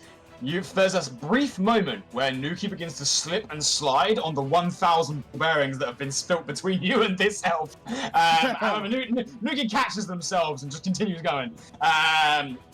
You know that there is someone next to you. You know that Marley's here somewhere. You can't see anyone. You may still attempt to make an attack roll if you wish. Are at disadvantage for multiple reasons now. Or is it flat because I'm on new? It would be flat. However, you are both poisoned and considered blind right now. So there are multiple reasons why you are not doing well. Okay. Yeah, I'll take a swing at something. All right. I'm doing a Make an attack roll at disadvantage. I rolled a 12, so that's 12 plus 5, I believe. For attack 17. 17. You are one off. Would you like to push it? Nah. No. Cool. You swing out, and you just feel something connect with your shield. Sorry, with your hammer. You feel this heavy weight just connect and ricochet it off. Cool. That's me. That's all. Actually, no. Bonus action, second wind. All right. Mamba, you're up. I would like to take one of my poison bottles and apply it in my quiver. So I have one quiver with arrows poison it. Yeah, cool. How many bits of mission does it? I think it's 10. 10 bits of ammo. Yeah, it's 10. Yeah. Alright. So that is a bonus action. Sweet. And gonna try to when I tried to mark previously to the armor guy, did I have to mark like I try it the favorite posing, or is it when I expected? So you marked it as one of your favored foes, right? I tried to, but I failed. First time on each of your attacks. Including one. You did successfully mark it. Marked for a minute. Oh, that's what I didn't. Okay. It is marked for a minute. So now, if you continually fire at the same one, once a turn, if you hit, you deal an additional d4 damage. 4d4? 1d4. Oh, I was gonna say, jeez. So is the guy marked? Yeah, when you hit him last turn, you marked him. No, I think you're the first time I succeed and I hit him. The second time, that's when I wanted to mark him, I failed. That's what I'm saying. So in theory, it's not.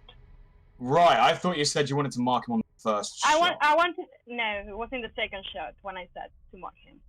Okay, cool. You haven't marked him then. Okay, that was my question. And you haven't used the use, yeah, and you haven't used the use yet. Okay, so it only counts when I use it. Yeah, it'll only count if you hit. Okay, I would like to mark him again. I'll try it. All right, make an attack roll. Are you using a poisoned arrow? Yes. All right, make your shot.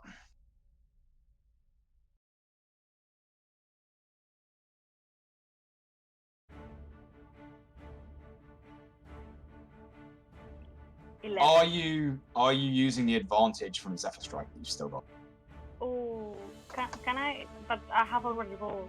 If you wish, you can roll one again, because that'll be advantage. So just roll once more. Bad. Yeah. Yeah, thank you.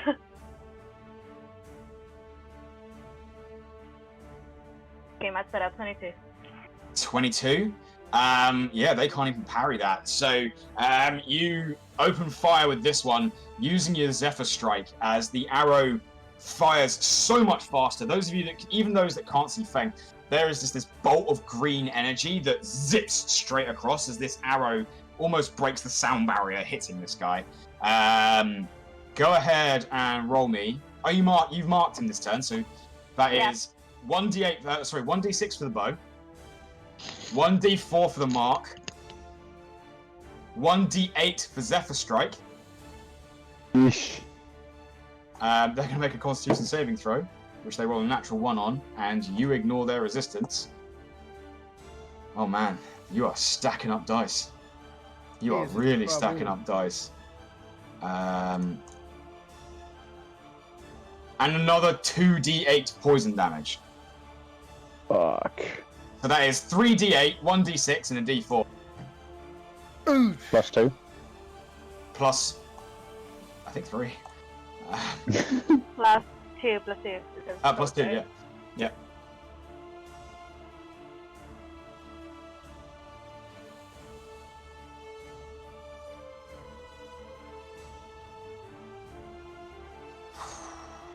Ouch. And it's poisoned until the end of the next turn. Oh, man. 18. 18. Nice. Yeah, the Drow is not looking happy. There's a moment where they feel the... Oh, sorry. 20, actually. I didn't add Plus the 2. 2. Yeah. That's fine, that's fine. The arrow digs in. Feng just hears a grunt in the darkness. Marle, you can quite see as this Drow angers back, just the arrow sticking out. They rank it free. They feel the poison and grin before there's a look of surprise on their face, as the poison's doing more than it definitely should to the Drow. Your poisoner's feat is ignoring the resistance these guys have. Are you going to move anywhere? Are you going to stay out in the open? I'm gonna move closer to Marle. Cool. You move your 25 feet. You can Zephyr move this time. Would you like to move 70? Would you like to get in combat range? Yeah, why not? I will warn you that if you're in combat range, you have range attacks at disadvantage. Oh. Then Would you like to be like 10 feet away kind of thing? Yeah, So you're yeah, close enough, but yeah, cool. Mhm. Good shot. Nice. Damn. That's going to bring us to Galad. Galad, your turn. Sorry, was her attack on the armored one? Yes. Alright, I'm gonna ignore him then. Okay, I'm going to... Can I use my bonus action for movement as well? No, only a rogue can use their bonus action to dash. You can move 30 feet as normal. 35. I'd like to move up to sorry, the 35. torch. You can go 5 foot back to the torch. Yep. Pull it out and throw it towards the fight. It's a long throw. Would you like to move forwards first? Yeah, how much closer can I get? You can go 30 feet forwards, which would make it a 40-foot throw instead of a 70. Sure, let's do it that way. All right. Make me an attack roll. D20 plus your dex. Oh, that's a good one. 21. 21. Feng, you're like trying to find something in the darkness as this torch comes skittering by your leg and it's just sat there within 5 feet of Nuki. It doesn't hit the Drow. No, it was close. And you can now see as this Drow pulls his arrow out and is immediately noticing that they're lit up and they're looking a bit more concerned now that the guy riding a pony bear can see them. Would you like to spend a bonus action on anything? That was an action? That can't be a bonus? It's an action to throw. I've just checked. Okay. It's an action to interact with objects. I don't have a bonus I can use, so no, I'm just gonna stand All here right. and... You're playing support right now and you're doing it well. It is now the elite's turn, who is now in the firelight and poisoned. They're going to swing out at... they're going to make 2 attacks. They're going to swing at...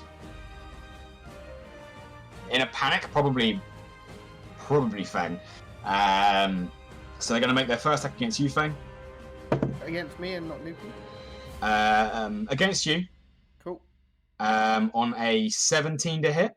Sorry, Negative. 18. They've got +5. 18, not +4. Just. Oh, I lied completely. They got +7. 20. Oh, yeah. No, definitely, yeah. Okay, so that is. You immediately take 7 points of slashing damage, and then you feel this burning sensation across the cut as I roll like garbage, and you take 3 points of damage.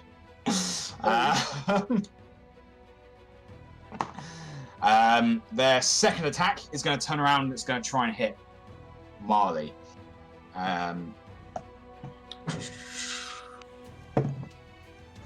Ooh, that's going to hurt. That's going to be a 25 to hit you, Marle. Nice. Love that. All right, Marle, you take 5 points of slashing damage, piercing damage. Sorry. Yeah. In perception. Yeah, and 11 points of poison damage. That's a lot of damage. So that's 16 points in total. You can intercept. Feng. I reduce it by. I rolled a 5 plus. Where is it? 7 points. How much? I said 5 piercing damage, didn't I? Yeah. Yes. So, I mean, I'm a understanding DM. If it doesn't do any piercing damage, it can't deal poison damage to you. So, Feng gets in the way with his shield, patters the entire blow away. The entire blow. Yeah, they do 1d6 I mean, plus 4 it piercing makes sense. damage, and then they do poison damage. But the Yeah. poison can't hurt you if they didn't pierce your skin. So I think that makes sense. Yeah, it makes sense. So yeah, you do batter that attack away. You take no damage. That is Thank you, Feng. they only get 2 attacks. They do only get 2 attacks. That's going to bring us to Saz. Your turn. There's two or three in front of me. All 3 of them are in front of you right now. One Okay. of them you're in combat with. I'll take that. Do my usual dual swords. Cool. Would you like to go for your dual swords, or would you like to try and insightful fighting this first and use 1 attack? So what I can tell you, Saz, is that your damage for your short swords is a d6 each. The first of which adds your dexterity modifier. So if you hit both attacks, you would get 2d6 plus your dexterity modifier. If you use your insightful fighting and hit, you automatically get 2d6 sneak attack when you hit. And they're insightful fighting for the next minute. So although you only get 1 swing, you will deal more damage. How hurt are they looking? The one you're fighting right now isn't hurt at all. Okay, I'm gonna hit big boy then. You're going to dart around and go for the big guy instead. No, go for the one in front Insight of me. for fighting first. Yep. Cool. Roll your insight check. Insight. Oh, will I finally have someone that might beat your insight for fighting check? Because your insight is massive. It is, isn't it? That's a shame, and I've just dropped my fucking dice. Okay, plan B. You can do it, little Draugh. You can make it. Someone can beat his insight. 21. No, you really can't. You can read these guys like a book. Make your attack roll for me. Okay. That is a short sword plus dex. So a d20 first. D6. So you got D20. attack first. You got attack first. Your insightful fighting has paid off. You can read them for a minute, Okay. which is 10 turns. Dice go up there.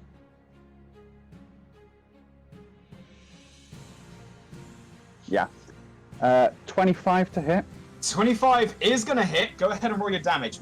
Or d6 for your short sword, plus 2d6 for sneak attack, and then your modifier on. So it's okay, 3d6 plus your dex. 3d6. And that is a 14 damage. As you read this individual, you spend a moment letting them strike against you, parrying around. You notice that as they, every third swing that they make, they try and cut overhead. So you wait. They swing twice, you parry once, parry again, and instead of parrying that third one, you just immediately thrust the blade forwards, straight into their throat, as you cut them down in one go. Oh, damn, what a shame. Would you like to move to one of the others? It's just movement I've got left, right? Correct. Okay. One guy... How hurt is the big guy? You're not sure how much constitution these Drow have. They're looking bloodied, but they're still fighting. The other one, And the other one? The unarmored one is staggering. Okay, I'm gonna go for the one that is least hurt. Okay, you go for the elite. In the middle with Feng and Marle. Speaking of Marle, you're up. I'm in that Fantastic. turn, I can look for my bloody dice. Alright, so I'm gonna do my bonus action first, And Okay. just for funsies, I'm going to cast my Vow of Enmity on the guy that I'm in combat range with. All right. Have you got a vow that you wish to say? Oh God. If you don't. Okay. No. I've You're asking Marley to do a speech. Rude. I vow that.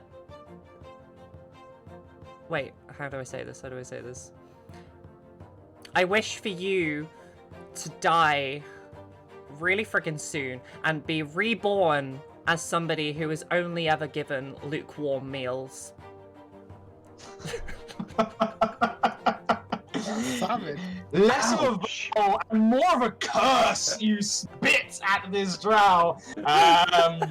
Okay. You cast your vow of enmity. Yeah, what would you like to do as your action? I'm gonna attack them. You have an advantage against your target, as they are now the focus of your wrath. Okay, that's a 21. Okay, I'll take my 21. 21 is gonna hit. And that's just a 1d8. Yeah. That is 7 points of damage. All right. As you cut across, finding it almost easier, there is a part of you in the back of your head that revels in the taste of vengeance against this individual specifically.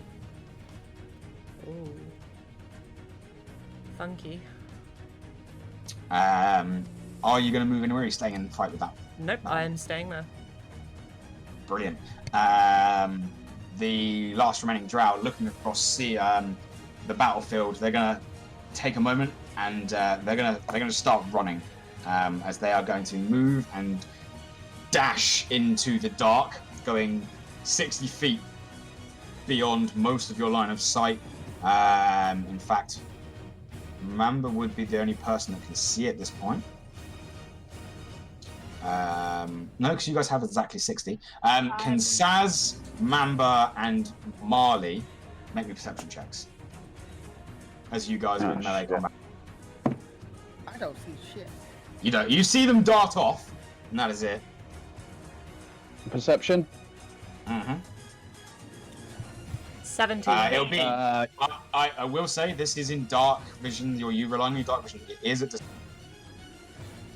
disadvantage. Yeah. Bastard. Having your dark vision allows you to make the check, but it's still hard to see. Okay.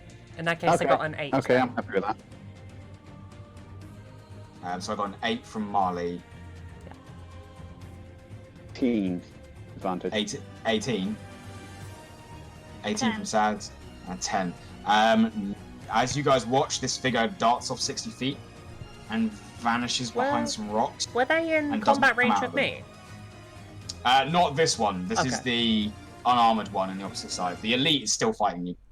Fair enough. Yeah, they dart off roughly 60 feet away from you guys and vanish into the darkness. As they roll a 19 on that check. That is going to bring us to Feng. Your turn, mate. Can I see anyone now? Yeah, the armored drow in front of you. Oh, is that the one that lit up? That's the one that is. Yeah, that's the one with the torch. Cool. The one that hit you. The one that you Cool. blocked.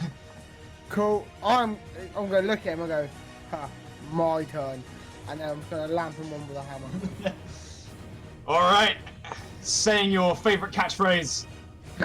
Feng, make your attack roll here. You are still poisoned, so you're at disadvantage. However, that is now cancelled out because of being on Nuki, so it's flat. Just flat, yeah, cool. That's sweet. That is a dirty 20. Dirty 20. I'm very sorry. They're going to use their reaction to use their parry skill, and they're going to increase their AC to 21. And just Action bounce surge. Bang. I'm hitting him. I'm gonna hit Alright. him again. Go for it. Make another attack roll. Cool. That is a 16 plus 5. That's a 21. That's 21. 21 again. They don't. It's unlike Shield. It doesn't maintain for the entire turn. They parried that one attack, and as they do, it leaves an opening. You strike down. Roll your damage for me. Make him taste those Yeah. lukewarm meals. That is That looks pretty tough. 9 points of damage. 9 points, nice. He's still going. As you batter his parry, he parries the first one away, and then you just immediately strike again. He staggers back. He is marked. And he's marked, nice. That is going to bring us back to the top. Mamba. How bad this guy looks? He's bloodied. Okay. With poisoned arrow again against this guy. All right, make another attack roll for me.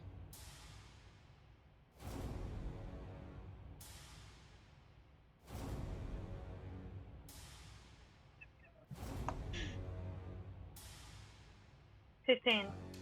15. This time, as you fire, being careful not to get Feng or Marle. You're not used to there being this many allies in combat, especially Marle. You don't want to accidentally hit them, so as you fire, you unfortunately find a point where the Draugh can just bring their shield up and it just clatters against the shield. Is there anything you'd like to do as a bonus action?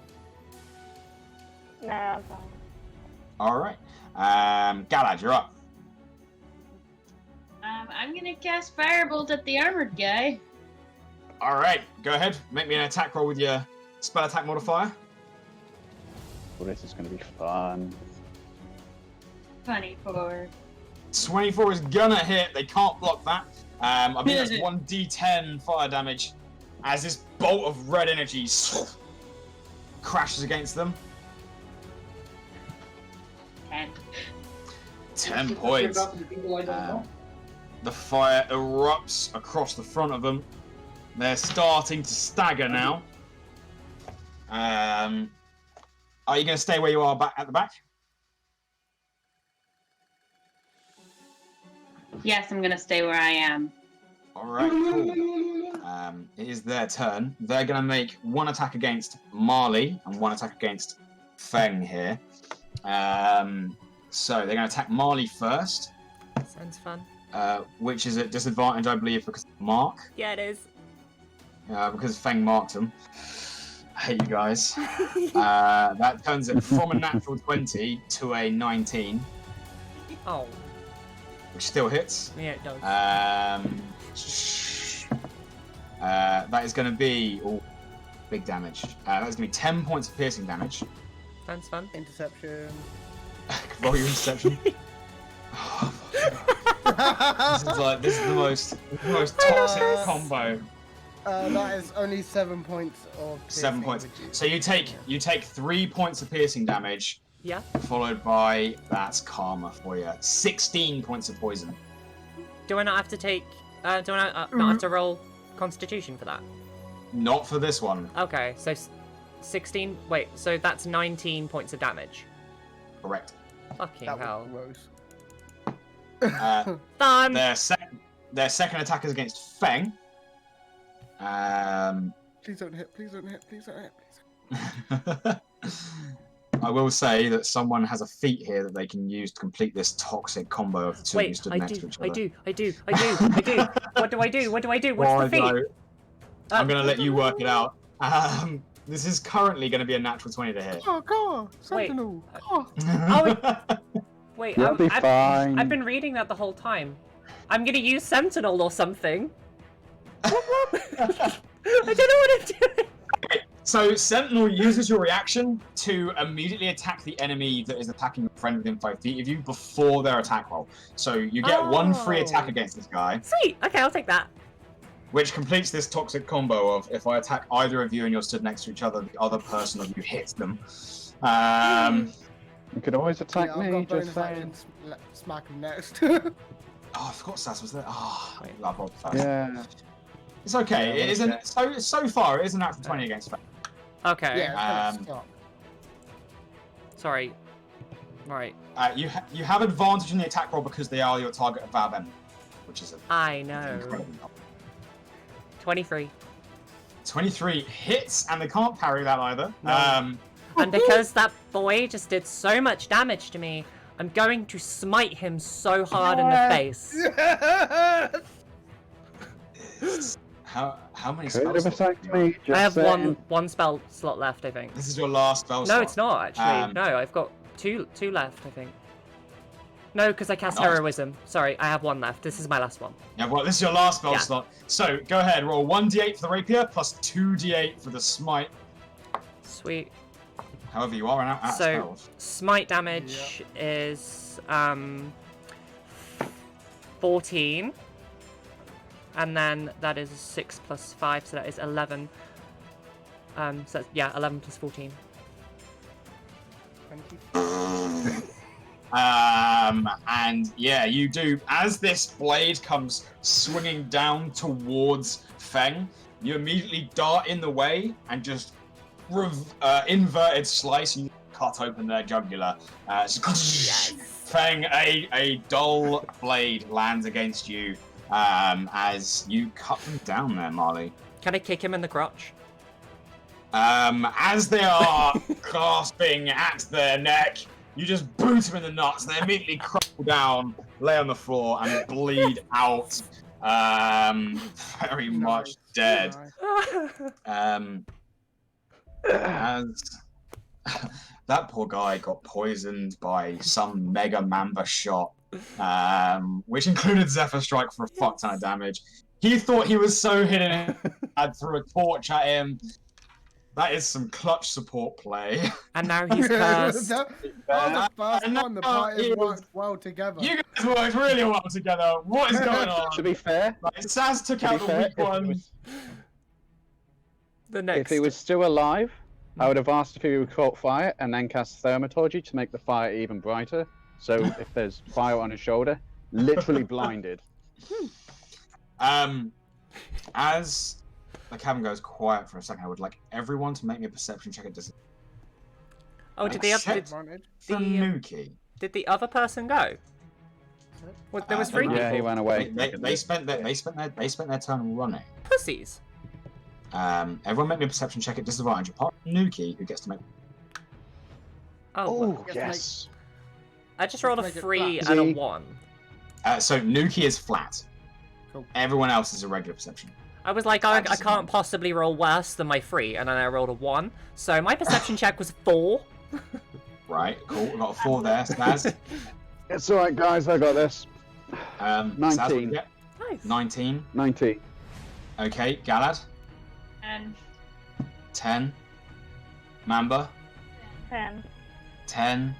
Feng. Fang got an 8, but Nuki Nuki? got a 24. Whoa. Okay. What Nuki? You all listen out, trying to hear the footsteps of the retreating Draugh. And by one point, you immediately look to Nuki, who peers directly off into the darkness and seems to have picked up the scent of this elf. They rolled a 23 on their stealth. Nuki got a 24. They know where they are. And as you guys prepare to decide what you're going to do, whether to chase this individual or to slow down and check the camp, that is where we're going to end tonight's session. Hell yeah.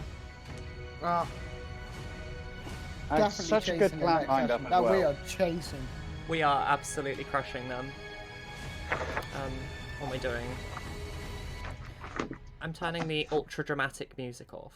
That's what I'm doing. Just remember, we fought 3. We were going to fight 12. I want to fight 12. Sentinel and Sentinel. Sentinel, best friends forever. There we go. I can't attack either of you if you're both in the same melee fight. I kept reading it and getting confused by the wording because it doesn't explicitly say what you said it could do. Or I'm just reading it badly? You're probably reading it a Oh, little wait, bit. no, I'm reading the different thing. I wasn't reading it in reactions. Yeah, if you click it. Oh. I'm If a you click dummy. it. It very specifically states that when a creature within 5 feet of you makes an attack against someone other than you, you can punch them in the face with something. That That doesn't That include includes- Okay, so That next doesn't weapon include store Nuki. we get Marley and Knuckle Duster. Yes. They can use a sword when they do it, Saz. They can use a sword. If we get a knuckle duster, it has to be pink. Pointy knuckle duster. Pointy. Should have gave Marley the Ooh, ball are they a bearings and thing? had him just True. upside the head with the bag, right? Level 5. Level 5. Ah. Level 5. Pointed knuckle dusters a thing. They will be. Having started making your way on this leg of the adventure, I am going to jump slightly ahead because you are technically, you are all 1 kill away from the level up checkpoint. Because, however, I think you have completed this encounter, which means at this point you are all leveling up to level 5. Now, hold on. So when it comes to hit points, guys, because some of you are wounded, I'm going to get you all to roll for me one by one now. Yeah. For your health. I'm a D10 now, aren't I? You are. This adds to your maximum. Yeah. And adds to your current hit points, but you don't go back to full hit points if you've been hurt, okay? Okay. So, What am I rolling? it is a D6 for a wizard, Yeah. a D8, a D8 for a rogue, and the rest of you are D10s. I've just put all my dice away. Please be a good. If you roll a 1, you can re-roll it once. I got a full 6. Please be a good dice. Full 6, so add 6 to your hit points plus your constitution mod, which I believe Galadesis An 8. I got a 6, and I'll add it when I do the level up. Yeah, cool. Remember to add your constitution mod. Add your constitution. This is one of my dice I haven't used before. Oh, So. I got Every 7. time you level up. Sweet. Okay. Yeah, I'll take it. What'd you get? I got a 6. 6. I got 7. Got a 7. Remember to add your D10, cons. yeah. 10. It's D10 for a fighter, yeah. I rolled a 1. Reroll it. Rolled an 8 that time, so that's 8. Much better. That's Much 11 better. then. And I can't remember how I wanted to do this. With Lukey. What did I decide? Want me to make a history check for you? Oh, I could do with one. Let me quickly make one in my head. Natural 1. I'm not very good at this. Oh shit! You forget everything from childhood until this very moment. I just walk away from the campaign, forgetting that I started one. Walker. Nothing. And I've just seen what I've got for level 5. Ooh. Intrigue. It's fancy dancing. Fancy dancy.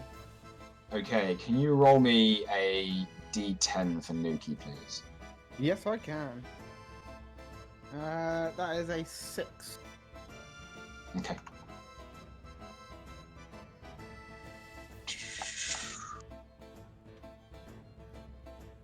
Nuki hit points go up by 6.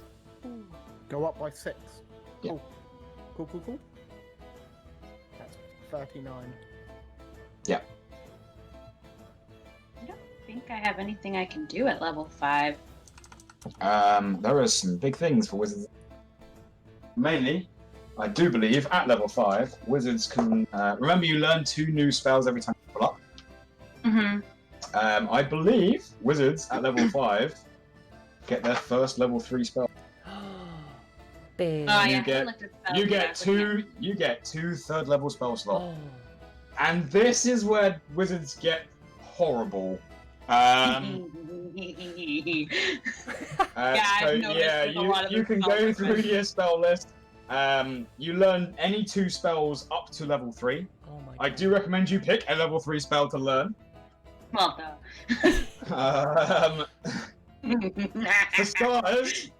For starters, Fireball is at level 3. Ooh. don't I have enough fire shit going on right now? No. Read fire. Fireball. Read Fireball, and you'll Think about understand why every about wizard RF. takes it, and it really hurts. Fireball would burn up the web. Haste. If you want to be more supporty, haste is also a brutal thing to give to one of your melee fighters. It will double their movement speed, +2 to their armor class, and give them an additional attack every turn. Please, Letting me only learn after one my 5th word. level, please. Please? How would that work with accent surge? Would that mean I'd get more? No. So if you were hasted as a fighter with action surge, you would get, and at 5th level, you would do your action to attack, which is 2 attacks at 5th level. Right. You would use the hasted action to attack, so that's 3 attacks. Then you'd action surge to attack twice, which is 5 attacks in 1 turn, which is brutal.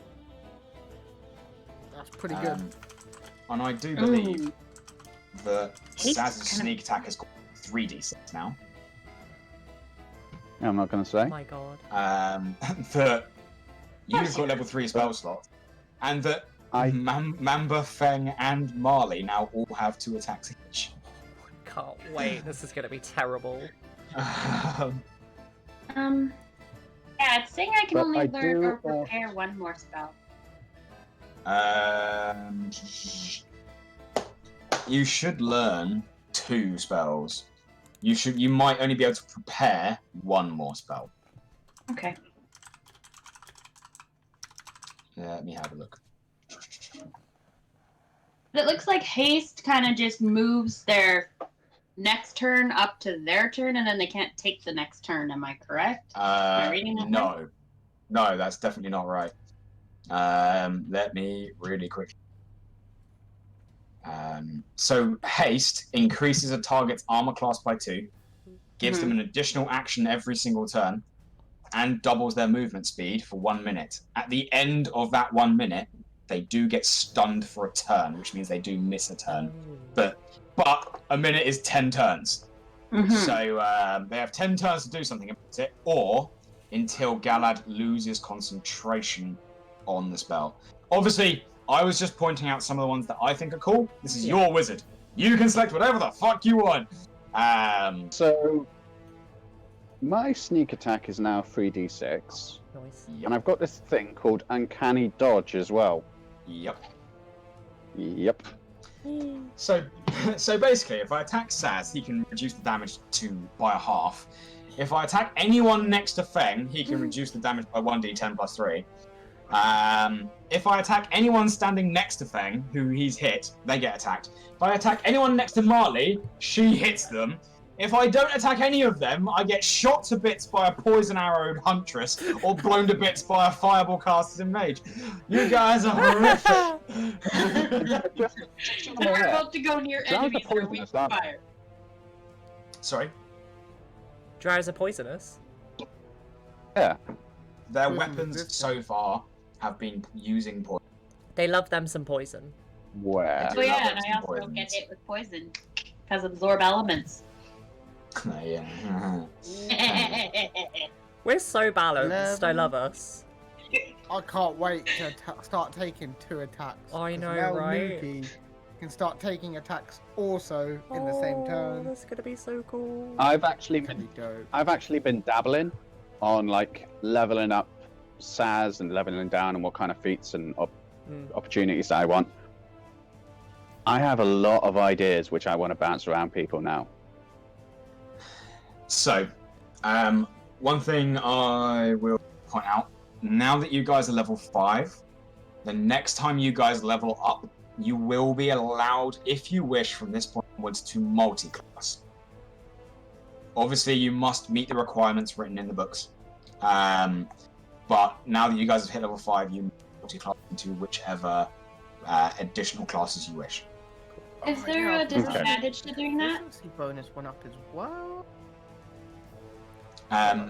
What was that? Sorry, Wilmot? Is there a disadvantage to doing that? So, across the course of a D&D campaign, you get 20 levels. Now, when you multi-class, you essentially put one of your classes on pause to level up another one, which means that if you multi-classed right now, you would become a level 5 wizard, level 1 something else. Okay. Because you only get 20 levels, that means that even if you only put 1 level into that multi-class option, you can only ever get to a level 19 wizard. Oh, okay. So it's divided across it all. Yes, so when you level up, you don't get a level in every single class you are, you pick one to level up. Okay. So Do I get to play both classes at the same time, or do I At have the same to pick time. one? Yeah, Okay. at the same time, you get that's the benefit of multiclass. So the benefit of multiclassing, if, for example, Saz is a rogue, rogues only ever get 1 attack. Their attack gets brutal, like, because by the end of it, your sneak attack does something stupid, like 9d6 damage every time you punch them in the face. And that's assuming you haven't got a magical weapon that's on fire and cursing enemies and spitting dragons at people.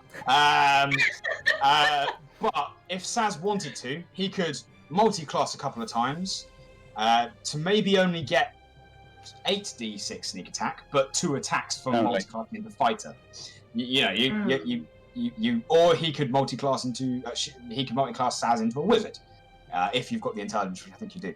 And then they can cast spells at the same time as doing other stuff, and you can do the same stuff. Yeah. What's the maximum amount of multi-classing that we can do? Now, technically, once into you every can. level if you wanted. Yeah, in theory, there's what, 12 class? And you could, in theory, multi-class into every single class. One thing I will say is that later on, if you are level 5 rogue and 1 fighter, 1 paladin, 1 barbarian, 1 wizard, 1, all of that stuff, a lot of their abilities overlap and mean you can't do everything twice. On top of that, your really high level abilities will never be reached because you've multi-classed too many times. Yeah. So, for example, if a wizard was to multi-class into every other type, they wouldn't get access to 4th level spells, 5th level spells, 6th level spells. You would have those spell slots because that's how the classing spells work, but you wouldn't have the actual spells. Okay. So there are drawbacks. Yeah, like your sneak attack, if you spent the next 12 levels going into every other class, your sneak attack would stay at 3d6. Okay. Does wizard have to be my primary class, or can I pick a class that has better defense or hit There points? is no such thing as a primary class. Okay. Once you multi-class into something, there is a list of proficiencies that multi-class gives you. For example, if you multi-class into fighter, you must have a strength or dex of 13, which I believe you have a dex of over 13. Multi-classing into fighter, I believe, gives you proficiency in martial weapons and medium armor. So that would give you the proficiency to wear armor whilst being a wizard. That's really cool. Yeah, but obviously you're then spending an entire level, jumping into just getting armor. Yeah. 19 wizard, 1 fighter. I'm good. And magic armor exists anyway. Like, magic armor does exist. Mage armor as a That's the spell one that I lasts for 8 hours and sets your AC to 13 plus your dex. So your AC would be 16 plus whatever else. Yeah. And at that point, if you've got shield saved, then that's a +5 to your AC. So mage armor isn't concentration. You're getting an AC of 21 without wearing anything. You could be freaking in your birthday suit, wandering around. I'm the naked wizard. These flowers that I wear aren't clothing. Let's put it that way. So I'm in my birthday suit. Those flowers are just they're just censoring. They're just stuck there. They're just You shall magically not floating over. stare at my flowers. Hey, my eyes are up here. So that gives us a lot to play around with. It really does. With that, then, I think, does anyone have any questions for me? Pass this back to Pixie. I'm good. If I've got any questions, I'll probably message you. Yeah. But I think I'm okay for now. The Sweet. multi-class is as of level level It'll be 6, when right? you hit when you hit level 6, you will have the option to Okay. put a multi-class feature in.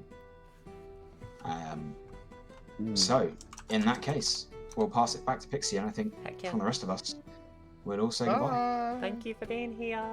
Bye. Bye. Bye. Bye. See ya. Guys.